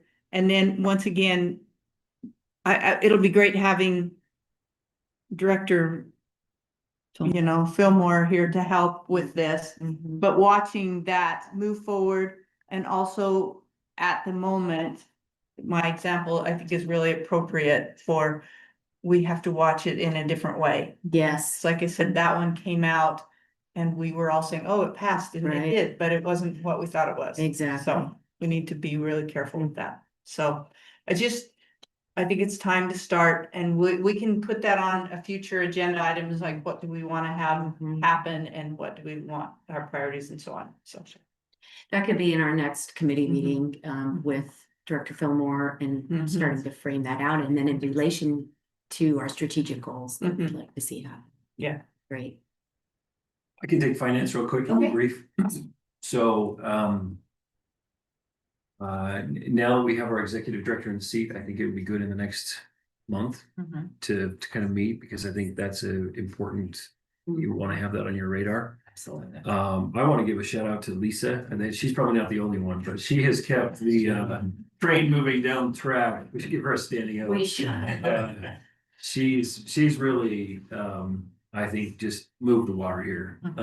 But she needs to have some support and visibility. So as we move forward, I think now that we have our new executive director, we can meet again. But as far as the big things, I think we're in order there. We had the discussion, which I was grateful for, about the startup grants, which was a major component of our funding this morning. So that was good. We have three kind of categories of funding that comes to us. Our operational, we'll call it, our training. That's the part of our budget this year that has been cut back. So we need to talk about that because we've got some allocation decisions to make there. That probably needs to be an agenda item, maybe even for May. Yeah. And then the third is our startup grants, which we discussed, but you probably need to continue. And I think that will blend into the legislative committee and components, because I think that's something we want to at least make our legislature partners aware of, kind of what our visibility is there. So I think that's all. Very excellent. Authorizing. If I could speak to that really quick, having been on that committee, and we actually, our main item of business in the last month is on our agenda for after the break. So we'll be talking about the transfer of operation and control for Endeavor Hall, and that was what we met about this last month. It's great. We also have our innovation committee, which is currently member Bassett and myself. I think we probably want to revisit that and talk to Amy with Crystal stepping down, but what do we envision that committee to look like? Thank you all. Okay, how are we doing? We're doing good. Can we listen to Betty for a few minutes and then we'll take our break? Okay, perfect. Betty, come on up. It's so good to see you. Same here, thank you. And we're excited. So this is also part of our conversations at this time of the year. Is we have an annual report of readiness to open progress. There are certain metrics or a checklist that schools need to meet that Betty's going to talk about, just so we can ensure that our schools are ready. And to Betty's presentation, after the break, one of our other action items is a school that's coming to us to revisit that and potentially strategize because of their readiness to open. Okay. Betty, I'll pass it over to you. Okay, wonderful, thank you. Again, I'm gonna reiterate what our board chair Spiker just said. Just gonna give you a brief overview of our two schools that are slated to open this August. So just kind of a reminder of what the readiness to open process is. It just provides an initial overview of where they're at, and are they ready to move forward. So it highlights the progress, identifies any potential risks that there may be, and also helps ensure that the school's on track for successful completion, because the board will have to recommend or actually certify these schools to our state superintendent. So just going to kind of review these things for you. So the first school that we're going to be talking about is Azure Fields Charters High School. So they're demonstrating progress. I don't know if we want to read that little print there, but anyway, they're demonstrating progress across the key readiness domains, which includes their leadership, facilities, and policy development. They continue to advance toward full operational readiness. Their background checks are substantially complete. They have probably about a couple that they're waiting for. One is from out of town, so they'll be sending their, or out of state, I should say, they'll be sending their background checks to Azure Fields, and then they'll put it through our BCI. And then they've hired their executive director, the dean of students, teaching and faculty. They're teaching faculty and have been, everybody's been hired. Sorry, I'm like blundering this here. And their policy manual is largely complete. Website meets requirements. They are working with UAPCS. And their handbook is in the final stages. A little bit of a concern that we have is their enrollment. So their enrollment is lower than anticipated. And some of the factors that include some of these delays, one is in securing a facility. And the loss of a key feeder pipeline due to a grade level changes at the partner school. So Azure Fields has been proactive. They have created a comprehensive recruitment strategy that includes a digital outreach, printing, advertisement. They have a school banner out by I-15 to help that. Let's see, they have targeted outreach to the Waldorf inspired and homeschool communities. They're participating in events regionally. They're developing partnerships to help support their career and technical education pathways. They're also working with external partners such as Scola, and that to help strengthen its marketing approach and monitor engagement effectiveness. The staff, I'll continue monitoring and helping with their enrollment, seeing if there are other strategies that we can help implement. And so then that's Azure Fields. And then Custom Class Charter, they are just demonstrating strong progress across the key readiness areas with their core systems, governance, and leadership structures in place. They have hired approximately 85% of their staff. And they have a couple of remaining positions that need to be filled, but it's nothing major. Their enrollment is at 366. And these are fully enrolled students. So they've got the paperwork in, they've got the documents signed. So these are full enrolled students. And they are thinking they probably will be exceeding the break-even target. Well, they have exceeded the break-even target, but they also may have to have a wait list in place because they still have other people that are interested, or other students' families that are interested. So that's great. And then their background checks are complete for all their board members. All the meetings are scheduled, publicly noticed, board training plan is in place. And they don't need any construction because they are an online school, so they don't have to worry about that. Their school calendar has been adopted in a public meeting, and it has been submitted to USBE through Aspire. And I'll continue monitoring them and supporting them where needed. And then that's pretty much my report on those two schools. Are there any questions? I feel like I went through really fast on that. No, that's great, Betty, because get ready, a year from now, there's gonna be a lot more to Yeah. talk about, which is good. And that even just exemplifies our point of 2 to 5, just where we are. Questions, board members, to Betty, again, we have Azure Fields, and they are coming to speak with us just due to. They're here. Oh, right now. great, yeah.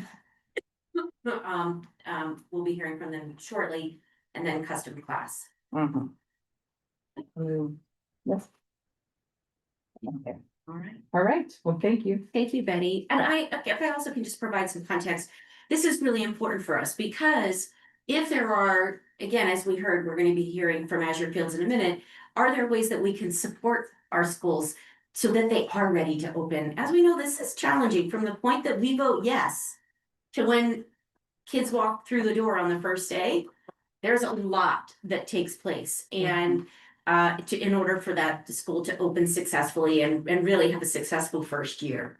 So I really appreciate these metrics, and these are good checkpoints for us so we can intervene or ask questions, offer support, because ultimately we want our schools to open. Yes. Right. We do. Yeah. Awesome. Thank you, Betty. Thank you. Really appreciate that. It's really great to hear from you today. I'm a little nervous, but. You did great. That's nice. You did great, Betty. Thank you so much. Okay, so with that, everyone, it is 10:40. That brings us, we're about 10 minutes behind. So if we could take, I know that normally we need a little bit longer, but try 5 to 7 minutes. Okay. So I'll start bringing us back around 5, but take a personal needs break, whatever it may be. And then we will be moving into our discussion and action item about the transfer of operation and control from Endeavor Hall to Canyon Grove Academy. And I have a feeling they'll probably be joining us online. Oh, okay, there, oh, perfect. Okay, well, we'll be back in about 5 minutes, everybody. Thank you so much. And we're off, right? Off.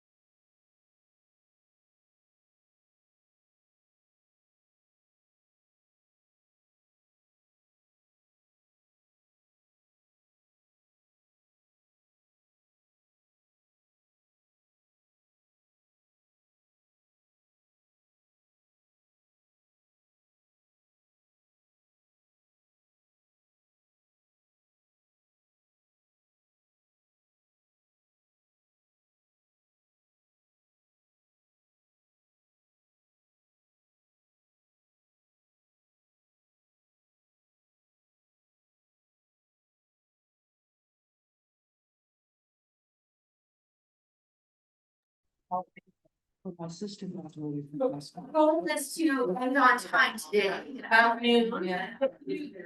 No, that's. Yeah. We moved from slavery. Yeah. And we looked there, there's no students that fix that. Saying no to it. So. Okay, welcome back, everyone. Just have a little bit of business left after our break today.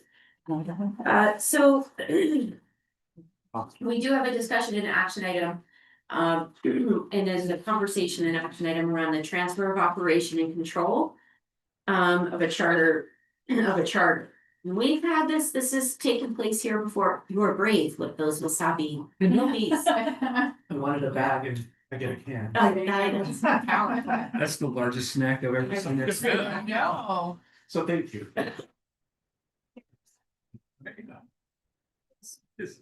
I'm a little squirrely today, I don't know. But with that, we've done this before. And again, going back to what I was mentioning earlier, you know, ultimately, we want our schools to be successful. And at times we need to think out of the box and be creative and for schools to partner. And we'll see if this is one of those situations. So Endeavor Hall is seeking approval to transfer charter operations to Canyon Grove Academy. And I believe our authorizing committee, we could provide some more context, is in support of this transfer. We, I think, how about, what I'm thinking is, Executive Director Hutchins, would you start with just a little bit of that context? What you talked about as an authorizing committee, and then I know that we have others, or folks from both schools, and then we can hear from them. I'd like some context behind the why, and then we can then make some decisions. Yes. And Chair, I need to make a disclosure here. So, as you know, we work with, some charter schools in the state at times.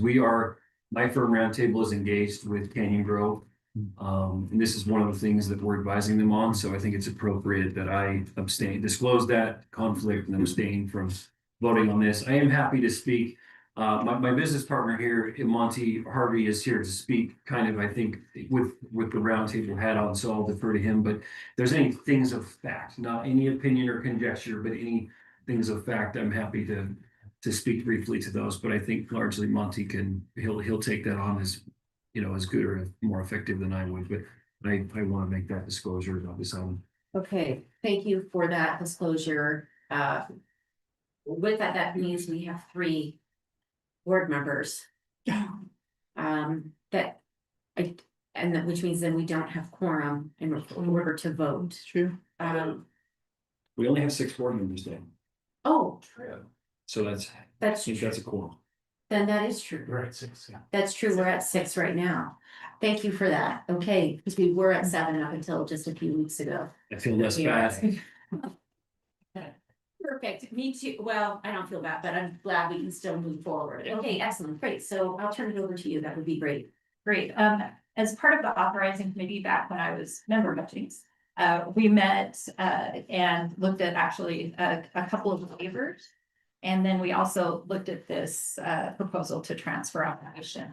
And we felt in that meeting that we needed some more information. We had some questions, particularly about the why and what's going on and how, you know, what's this going to look like in the end. And so we were able to then schedule another meeting a couple weeks later where the directors from each of the schools participated in what I thought was a very helpful conversation to just really understand the logic behind what they were proposing.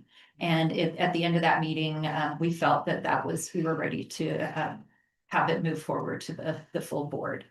I will say that since then, last night, there were some questions that came up that we may be able to be helpful as we discuss this with the directors of these 2 schools, if they would like to bring that up.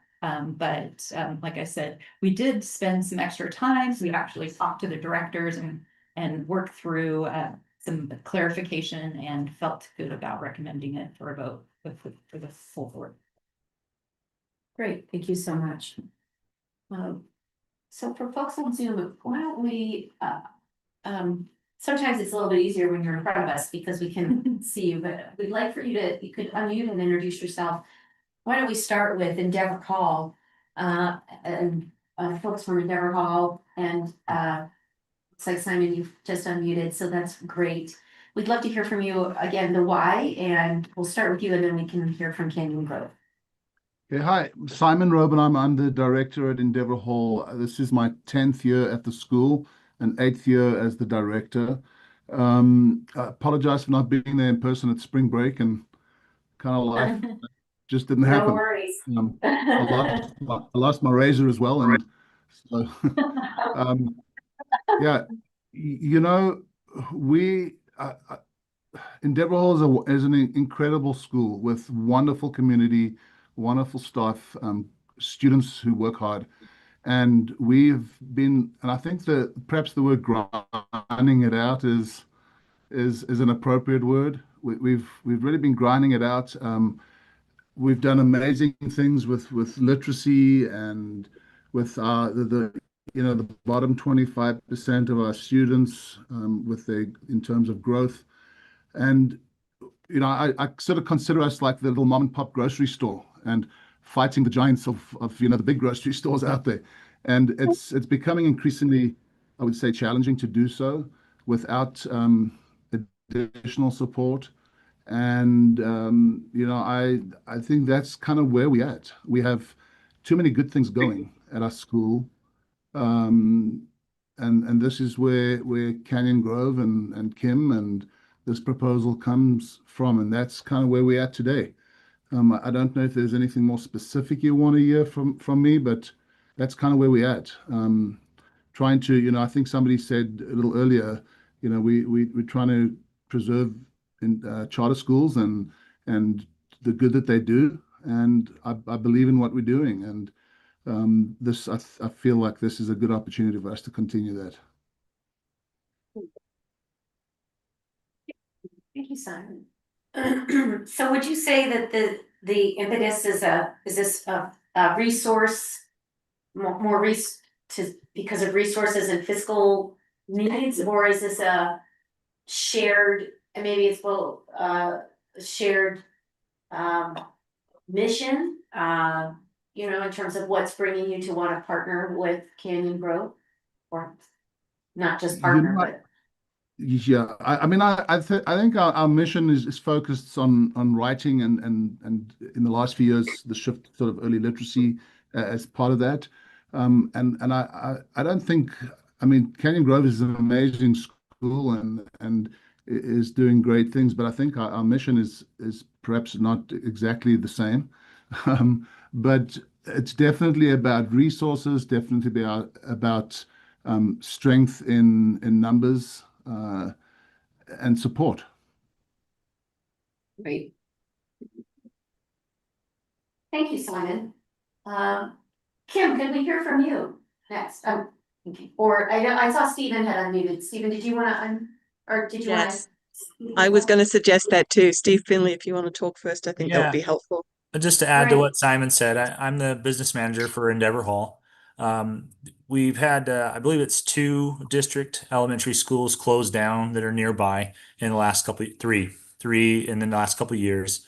So enrollment for Endeavor Hall, even though the program is doing really well, we've dropped in enrollment in a significant amount the last few years each year. And so we're well below where we really want to be. And so that has a lot to do with our location, almost all probably. And so we just think this would be a win-win to combine with Canyon Grove and keep Endeavor Hall going, but with more options and with more support, like Simon said.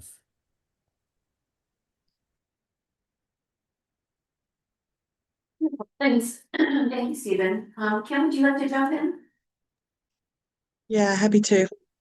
And like Simon, sorry, spring break. We were all out right now. So sorry about that. But Steve Finley is actually the one who came to me with Endeavor Hall and let me know about the struggles that they were having. And Endeavor Hall is a phenomenal school. They're doing great things and they're so close to being financially where they need to be, but they're just not quite there. And it's going to cause them big problems here pretty soon. And so For me, I know Stacey heard me say this in our meeting, and I'll say it again. For me, I love charter schools. I love all the different kinds of charter schools. I love all the different opportunities that they provide for our families. I'm not a cookie cutter type of girl. I think everybody needs something different. And so I'm just in love with charter schools and the fact that they do provide different things for different kids. And so I have no intention of making Simon a Kim, making Endeavour Hall a Canyon Grove. No intentions of doing that whatsoever. Simon's got a good thing going. I want Endeavour Hall to be Endeavour Hall. But what Canyon Grove can do alongside that is, provide different resources. Simon and I'm looking forward to collaborating with Simon. So I'm looking forward to that part too. But then, there's extra seats that they have that they need filled, and we can do that on our side as well. And so I know working together that we can keep Endeavour Hall alive, and I'm excited to be able to do that. Thank you, Kim, and thank you all for being here for spring break week. I really appreciate joining in, and I appreciate that. Is there anyone else online that would like to add some context or your perspective on this transfer of the charter? Because then I'll turn it over to board members.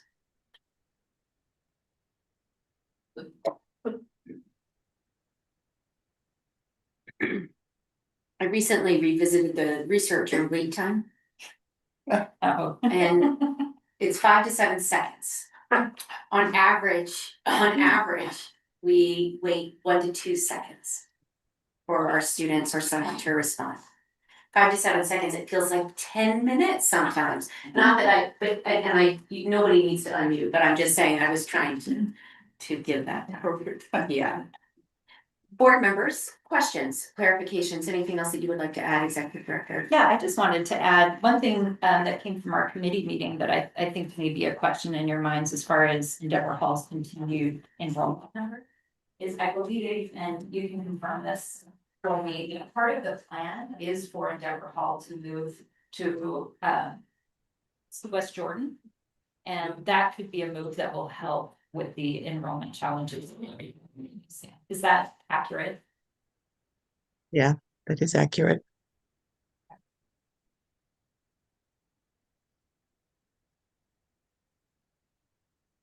Chair. Yes. I know I'm abstaining, but I think it might benefit the group to hear just a moment of. That would be great. Just on the financial, Pieces. Welcome, Monty. It's great to see you today. Good to see you. And to be clear, our firm's engaged only by Canyon Grove, so we have not advised Endeavour Hall. Okay. But we have looked at the overall debt load. Okay. Yeah, I think our firm is engaged to look at two pieces of this. One is that there is some existing debt on Endeavour Hall, and the question was that debt also transfers over to Canyon Grove. What does that look like? And is that going to be an issue for the school? That debt is also it's a tax exempt bond, so there are lots of requirements with that. So the last couple of months we've been digging into this. We've been working with bond counsel.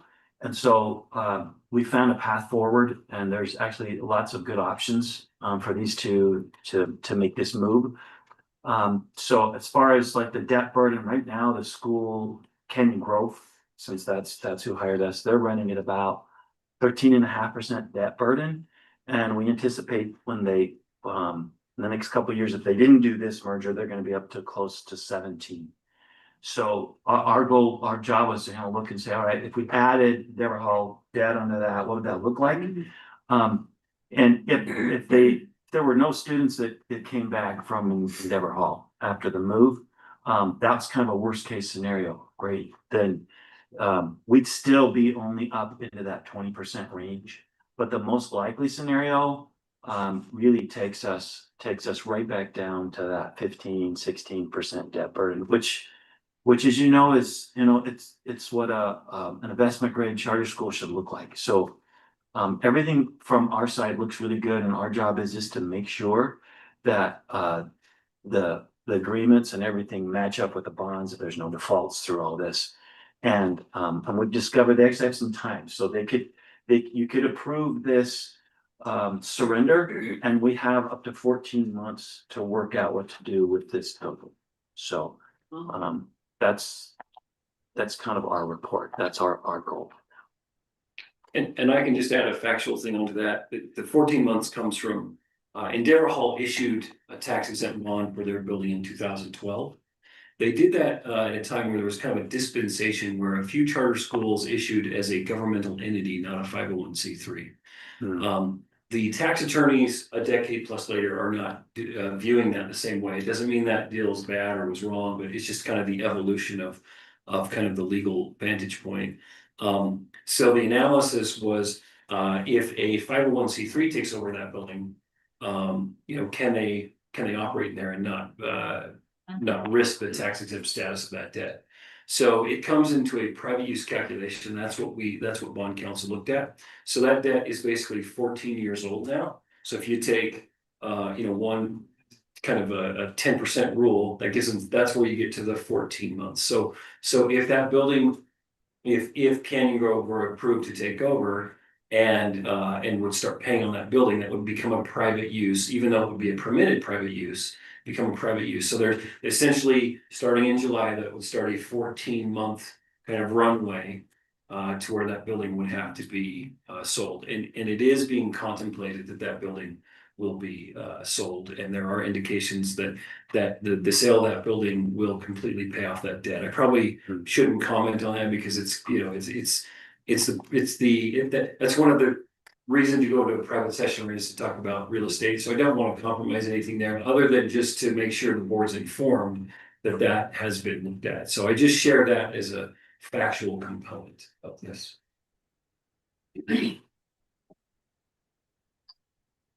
Okay. Other comments or questions? Thank you, Monty. That was very helpful. Thank you.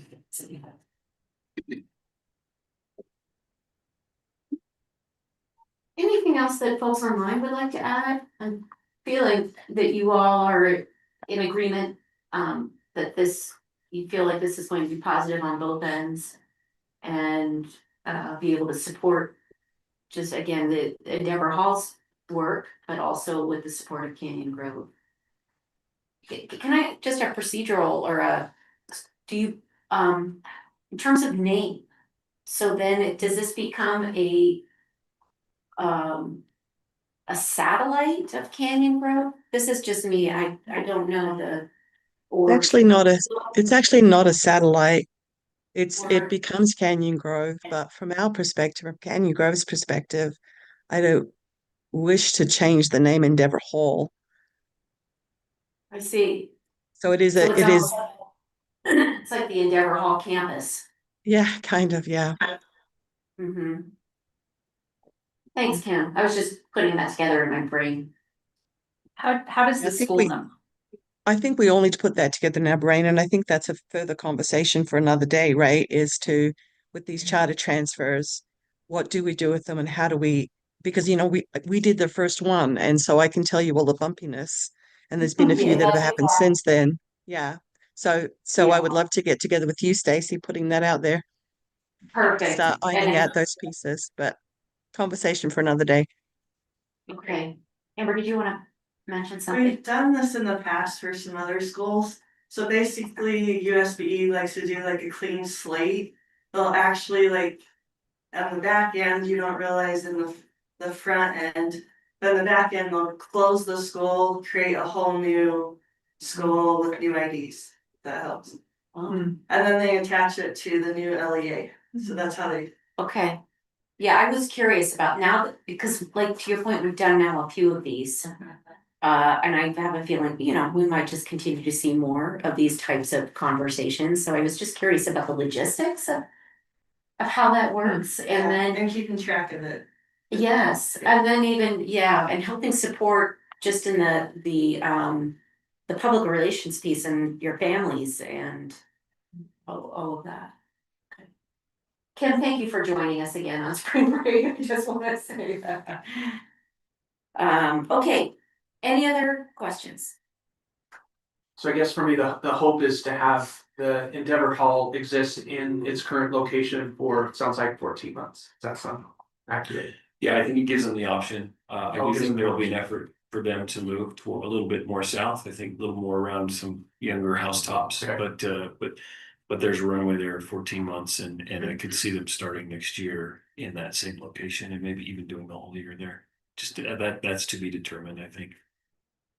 And then I guess a question regarding the enrollment concerns.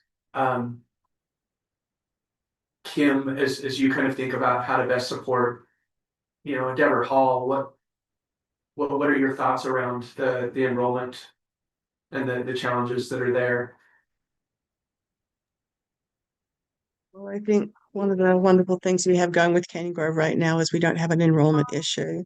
And so, I can backfill.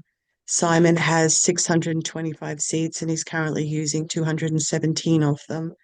And so there's space there that if I can enroll hybrid kids, utilize some of those seats, and then when we move Endeavor Hall, the pain point isn't there, right?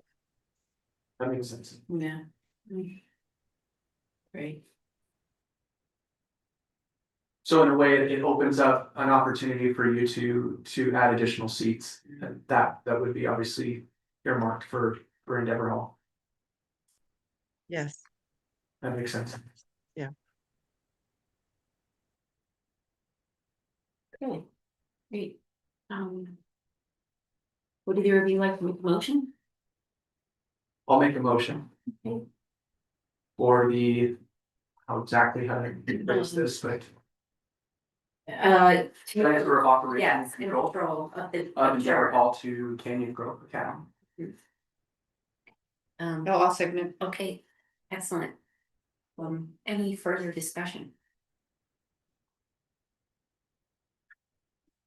It's the three of us. All those in favor? Aye. Okay, great. So that passes, and Member Biesinger abstained, recused himself from that vote. So that does pass. Thank you to the both of you for work. I know it's more than two of you, but for the two schools, for you to all work together. To be innovative and support each other and really thinking about how both schools can be successful. I think from this point, I know you'll hear from our team in terms of next steps or, yeah, okay, great. I'm just looking at heads nodding. And Thank please reach you. out with anything else we can do to support you. Thank you so much for joining on your spring break and on Zoom today. Thank you. Thank you. Thank you. Great. Feels so quiet in here today. I think we just. You were happy. That is.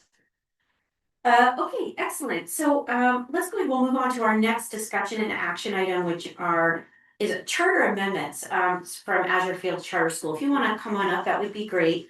Azure Fields Charter High School has submitted several charter agreement amendments for our consideration.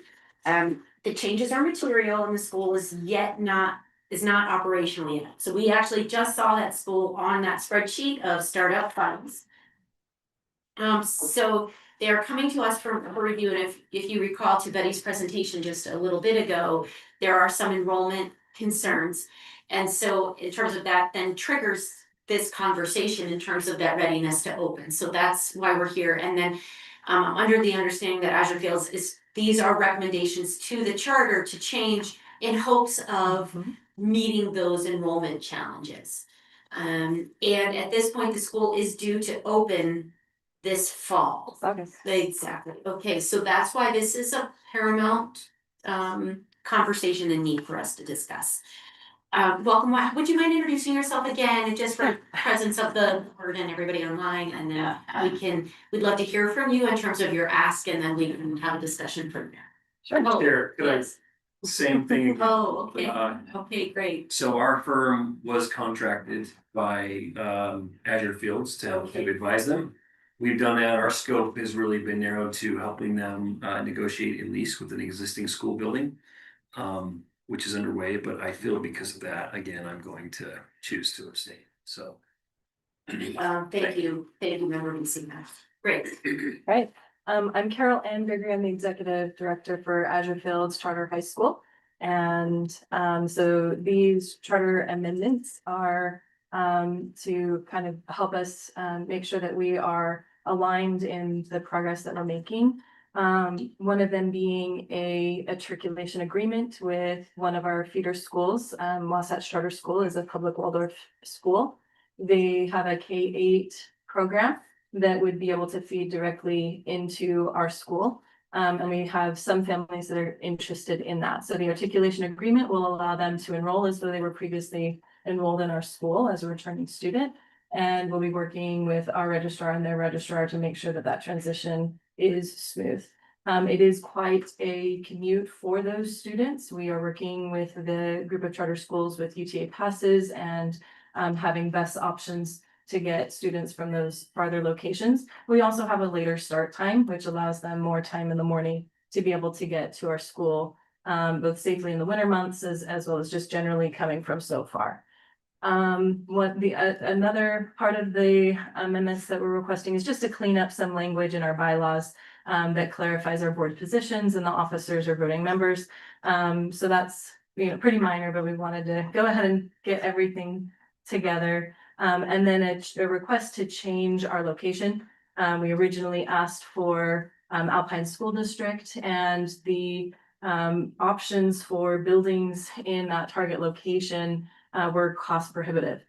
So the building that we've been able to look at that gives us a clear path to open is in Provo District, just kind of on the border in between. And again, working with our community in buses and UTA passes at the later start time to accommodate some farther commutes than our community originally wanted. But our Waldorf families are really committed to our model and really supportive of what we do. And they want to stay with it, and they're willing to sacrifice as we work with them, engage with them on the options that we can provide for them. So I'm hearing articulation. Yeah, matriculation, thank you. Agreement and the building need and changing locations. Mhm. Those are the two. Those are the big ones. Those are the big ones. Okay, what is the current enrollment looking like at this moment? Just so we have a sense of those real numbers. 16. We have 10 graders, and I don't remember if this 16th one is a freshman or a sophomore, but we have about 5 to 6 freshmen and about 10 sophomores. Okay, and the number that you need to open. Our break even number for our budgets is 125. So we need 10 more for each of the students that we currently have enrolled. Can you speak to marketing outreach? Yeah. At this point? Yeah, we're doing everything we can. It's all hands on deck and throwing everything we can to it. So we're engaging in we're engaging our board and spreading the word throughout their networks, and not only in the Waldorf community, but also other people in our community that will be aligned with what we offer with farm to table offerings and career focus with our students, very hands-on learning. So we're engaging all of our contact networks. We're hosting events and inviting people. We are scheduled for the Utah Fits All at BYU this Saturday to connect with those families and let them know who we are. We have billboard campaigns going, social media campaigns going, flyers visiting businesses that are aligned with what we do. We're working on partnerships with career and technical education programs. We have a butcher and people reaching out to help us with the vocational program. And then as we share those connections with the community, spreading the word. So opening with 9th and 10th grade, we're having a lot of interest in for the following school year. So we have 100 families on our interest list that range from 2nd grade to 5th grade and 7th grade this year. So finding those 9th and 10th graders right now that are ready to enroll has been maybe a little bit more challenging than we anticipated. And but we do have a lot of interest in future years and families that are dedicated. We've got one of our current board members who's like, I want this school to be successful for my 5th grader in a couple of years, so anything I can do to help. So that's kind of where we're at. We've connected with UAPCS. We're working with Scala, newspapers, podcasts. We're just reaching out to get the word out as much as possible and find those target families. Thank you for all that information. I will also say our most successful places to get real context that follow through to enrollment have been events like farmers market and things like that. So as the season is only just now picking up to get into those spaces, we get a lot of really interested feedback and more people come directly from there as opposed to our other contacts. So as that season is just now picking up and we're getting into these events every week, that's kind of where we're hoping for a lot more engagement with families as they see a new school that's aligned with that vision and lifestyle. I can totally see that because I'm probably one of those families, or I would have been. Yeah. I can imagine passing by at a farmer's market, my little basket. I'm just pausing because 16 to 125 is as you know, is a big jump, and heavens, we just want you to, even if you could get to 100. Yeah. Right, yeah, go ahead. Just a question on location. Yeah. With this unique model, Mhm. do you anticipate any challenges with being kind of in the more developed, I guess, Provo area? Right. I know exactly the campus you're talking about. Yeah. Just curious on your thoughts in terms of It marketing. actually gives us more access to the farming communities down in Spanish Fork, right? If we were a farther north location, then it's harder for those families to get to us. So we've actually have growing interest a little bit farther south and plans for school buses to go pick students up where the public transportation isn't as easily accessible farther south. And as we engage with those families, the question is, will I go that far for school? But when we say, here's what we're doing for carpool, here's what we're doing for buses, here's what the options we have a later start time. And the families go, oh, well, then it's not so out of reach. And so I think the location had a good balance in that. As well as reaching to the so this building doesn't have as much green space as we would like, but we are still within a mile of the Provo River Trail, which gives us excellent access to natural resources. And urban gardening is an important thing. And we have a lot of families in Utah that are interested in this self-sustainability, but I'm in an apartment or I don't have a quarter acre of land that I can put a garden in. So giving our students that urban gardening experience of what do you do when you don't have green space? While also being able to partner to farms to take our students for the real farm experience. And so that's how we're addressing those issues. One thing that I think I remember, and you can tell me if this is accurate, with this approval, you actually have scheduled to sign the lease tomorrow. I think so. Member Pulsifer, what are you thinking? Questions? The numbers are a bit of a concern also, as I think they probably are for you.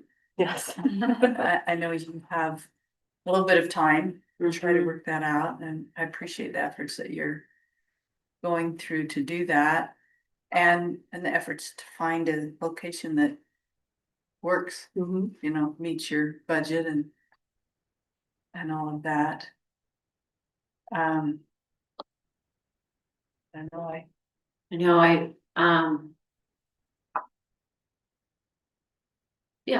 I mean, I think we also have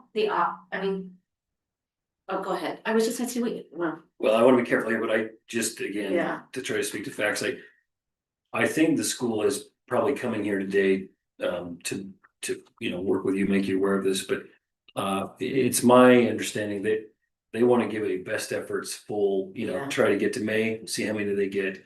The certification, I guess, to happen by June 30th, right? And they know they're way behind. That's not lost on them. The lease partner they're signing with is also aware of this and supportive. So they're going to grant, access to do tours in the building, provide an office space in the building. And they know full well that, it's an uphill battle and the percentages are probably small at this point, quite frankly, that they could open. So the leasing is aware of this and understands that. It's been fully disclosed. And I do think the school has contemplated, what happens when, right? If they don't make it, then what happens with, kind of a deferral of the year? And I don't know if you want to speak to that. That's not plan A right now, Right. but I Well, think it and might that's help where forward for you. future interest families are really important. Yeah. We have actually, double the numbers that we have right now in interest for next year for ninth graders. So, we have a lot of our interested families are a little bit younger, and in part because that feeder program was cut and then we lost those families to other systems and it's harder to pull them back in. We have a few, but that's a harder,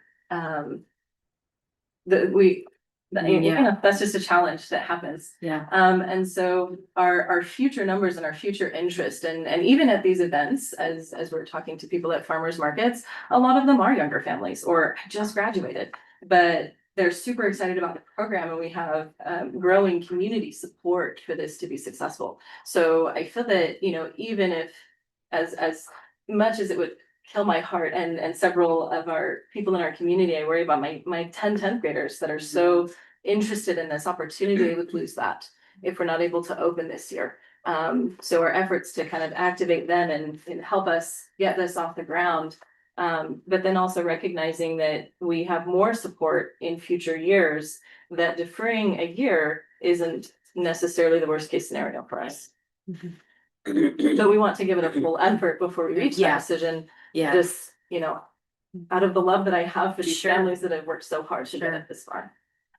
And so what we're doing today is just approving the changes Changes to the charter agreement. to the charter agreement that allow them to have a different location Yes, and a little bit different with their board, but mostly it's just allowing them to change it. That's what we're approving. And then the enrollments from Wasatch Charter School, if you also approve the articulation, that they would be straight in, just a transfer of enrollment. Yeah.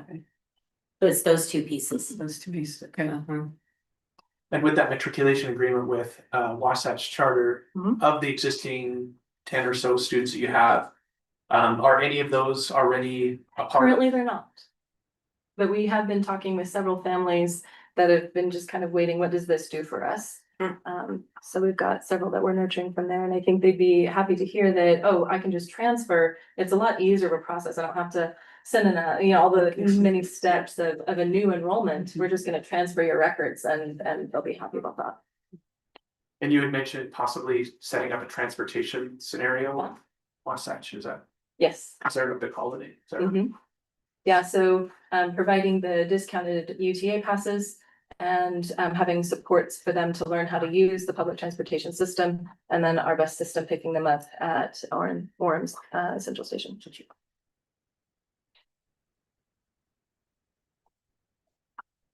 well, I would really like to continue to give you an opportunity to do this, and I think that these are creative ways I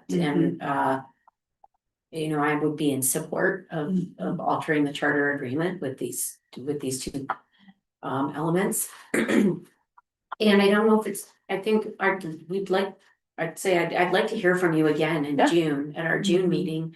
That will give you a couple months, and then we can have a bigger conversation, taking a look at enrollment trends at that point. I know that it would be just the beginning of the summer, but at that point too, I think we'll know based by on then. history, a lot of families like to start the summer knowing where their kids are going to be going in August, just for family planning. So I think that would be a great touch point for us. And that board members, that meeting changed. It's gonna be on consent for next month. We've talked about it before. It's June 18th is actually the meeting date for that. Okay. So with that, we need to make a motion.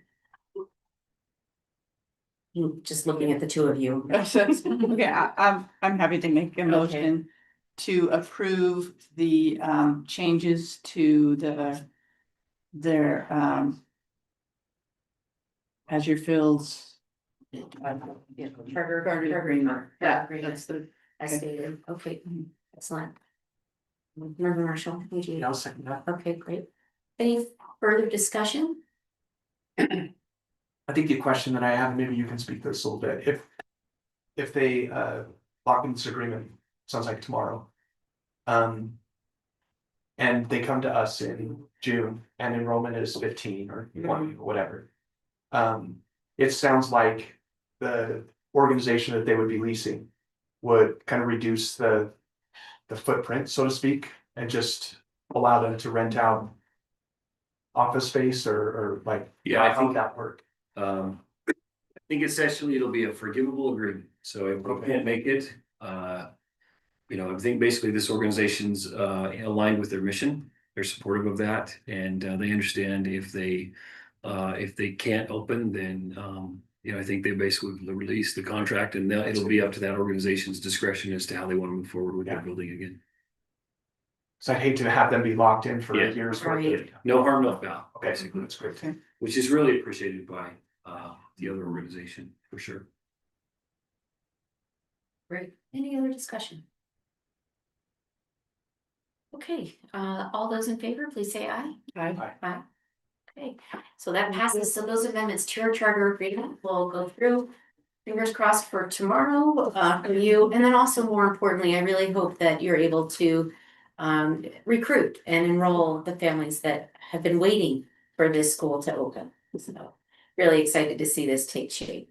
And of course, our team here is available to support you in any way. Yeah, we appreciate it so much. Thank you so much. for You're your support. welcome. You're welcome. Well, board members, we are almost ready to adjourn. I just want to bring up the point that I just made about the June 18th meeting. I mentioned this a couple meetings ago, but I do want to bring it up as we're getting closer. Just looking at the next couple months. Next month, I'm actually going to be traveling for work. So I won't be able to attend next month's meeting, but Vice Chair will be here. So he'll be able to step in and lead the meeting. The June meeting, because of, again, and the world does not revolve around me, but I am the chair. So with that being said, like I mentioned, I'm missing the conference because I'm going to be out of town for personal trip. The same thing, that same week is, or that second week is the charter meeting. So we decided if it's okay, we'd like to switch the meeting date to June 18th. And then we would not be meeting in July. And then we'll be back our regular schedule in August. And I believe we voted on the calendar last month. Was June 18th not, was that not on there? I guess It was not, it was just for the next fiscal year. Oh, it was, Yeah. okay, great. So we can, so next month we'll ensure that June 18th is just on consent for our change, but all of the other dates will remain the same.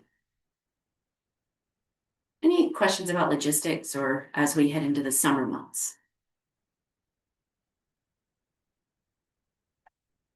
You'd mentioned, so there's discussion being had by our group and others on the vacancies of seats. Yes, And then as far as, with Vice Chair, Olson, will be leaving us, then you're asking for, yes, nominations or yes, people to approach you about, yes. The vice chair. I'll just say the Vice Chairman. Yes. I think, I was gonna, but again, I guess it is a possibility. it's a possibility. The seat is always available. Yeah, but- And I'm happy, Not like- I'd be honored to continue to stay on. Yeah. Okay. Yes, So and do we vote every year. we do. Is that correct? Yes, we vote every year. Yes, and it's June, if I recall. Okay. I think that we were a little off cycle because of when Chair Bowles resigned. But normally it happens at that Yeah. transition time. So that's And, last year, I didn't catch that Exactly, pattern. last year. exactly. Mhm. Okay, so it'll just be on the June Double checking agenda. on that, but I'm pretty sure that's the timing, yeah. And so, and to your point, the interest can come two ways. One, you can self-nominate. You're interested in, or you can be nominated by another board member to be in the role. And would member Bassett and member Olson, you anticipate them being here in June? That would be their last meeting? Yes, Okay, yes, exactly. okay. Mhm. So even though they'd be outgoing, they would still vote on that. Yes, they would. And then Okay. beginning with the August meeting, we would be in our new Okay, cool. Thank you.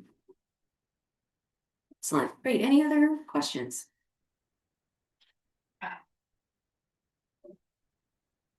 So, yeah. I have the June 18th meeting on. I haven't put the others on, so maybe someone can send me a list of those again. I remember seeing them. I just did. Just to send that out to all of us again, Yeah. the list of those dates, so we can say. I don't so we have can them put on our our calendar. Yeah. That would be great. Yeah. Okay.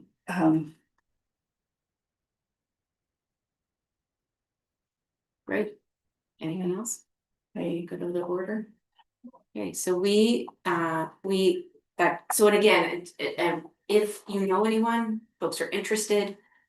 We are looking to fill those board vacancies, and the USBE seat is our immediate action. We need those resumes within the next 2 weeks. And excited to connect and talk to folks that might be of interest. And you said that you've talked to USBE, they were looking at people also, or They are looking for us really to provide that direction. is that right? Mhm. This is a little bit new to me because I don't know how I got here. We have the same question. That is the question of the universe. Is that? I will say, I do know, I was approached. I do know. I know how I got was here. with somebody, Yeah. I came in with the association. Same. so did I, and I do know who approached me, Mhm. but all the other steps you talked about, I wasn't aware of or involved with, so. Oh, okay. Was there more than one? I thought it was the only, I didn't even know it was gonna, anyway. I'm not very aware. That's great. It's good for all of us to be Yeah. aware of the Yeah. process. And for Eric and I, we came in during COVID. And so even that process was Yeah. so different. Our Senate confirmation was online.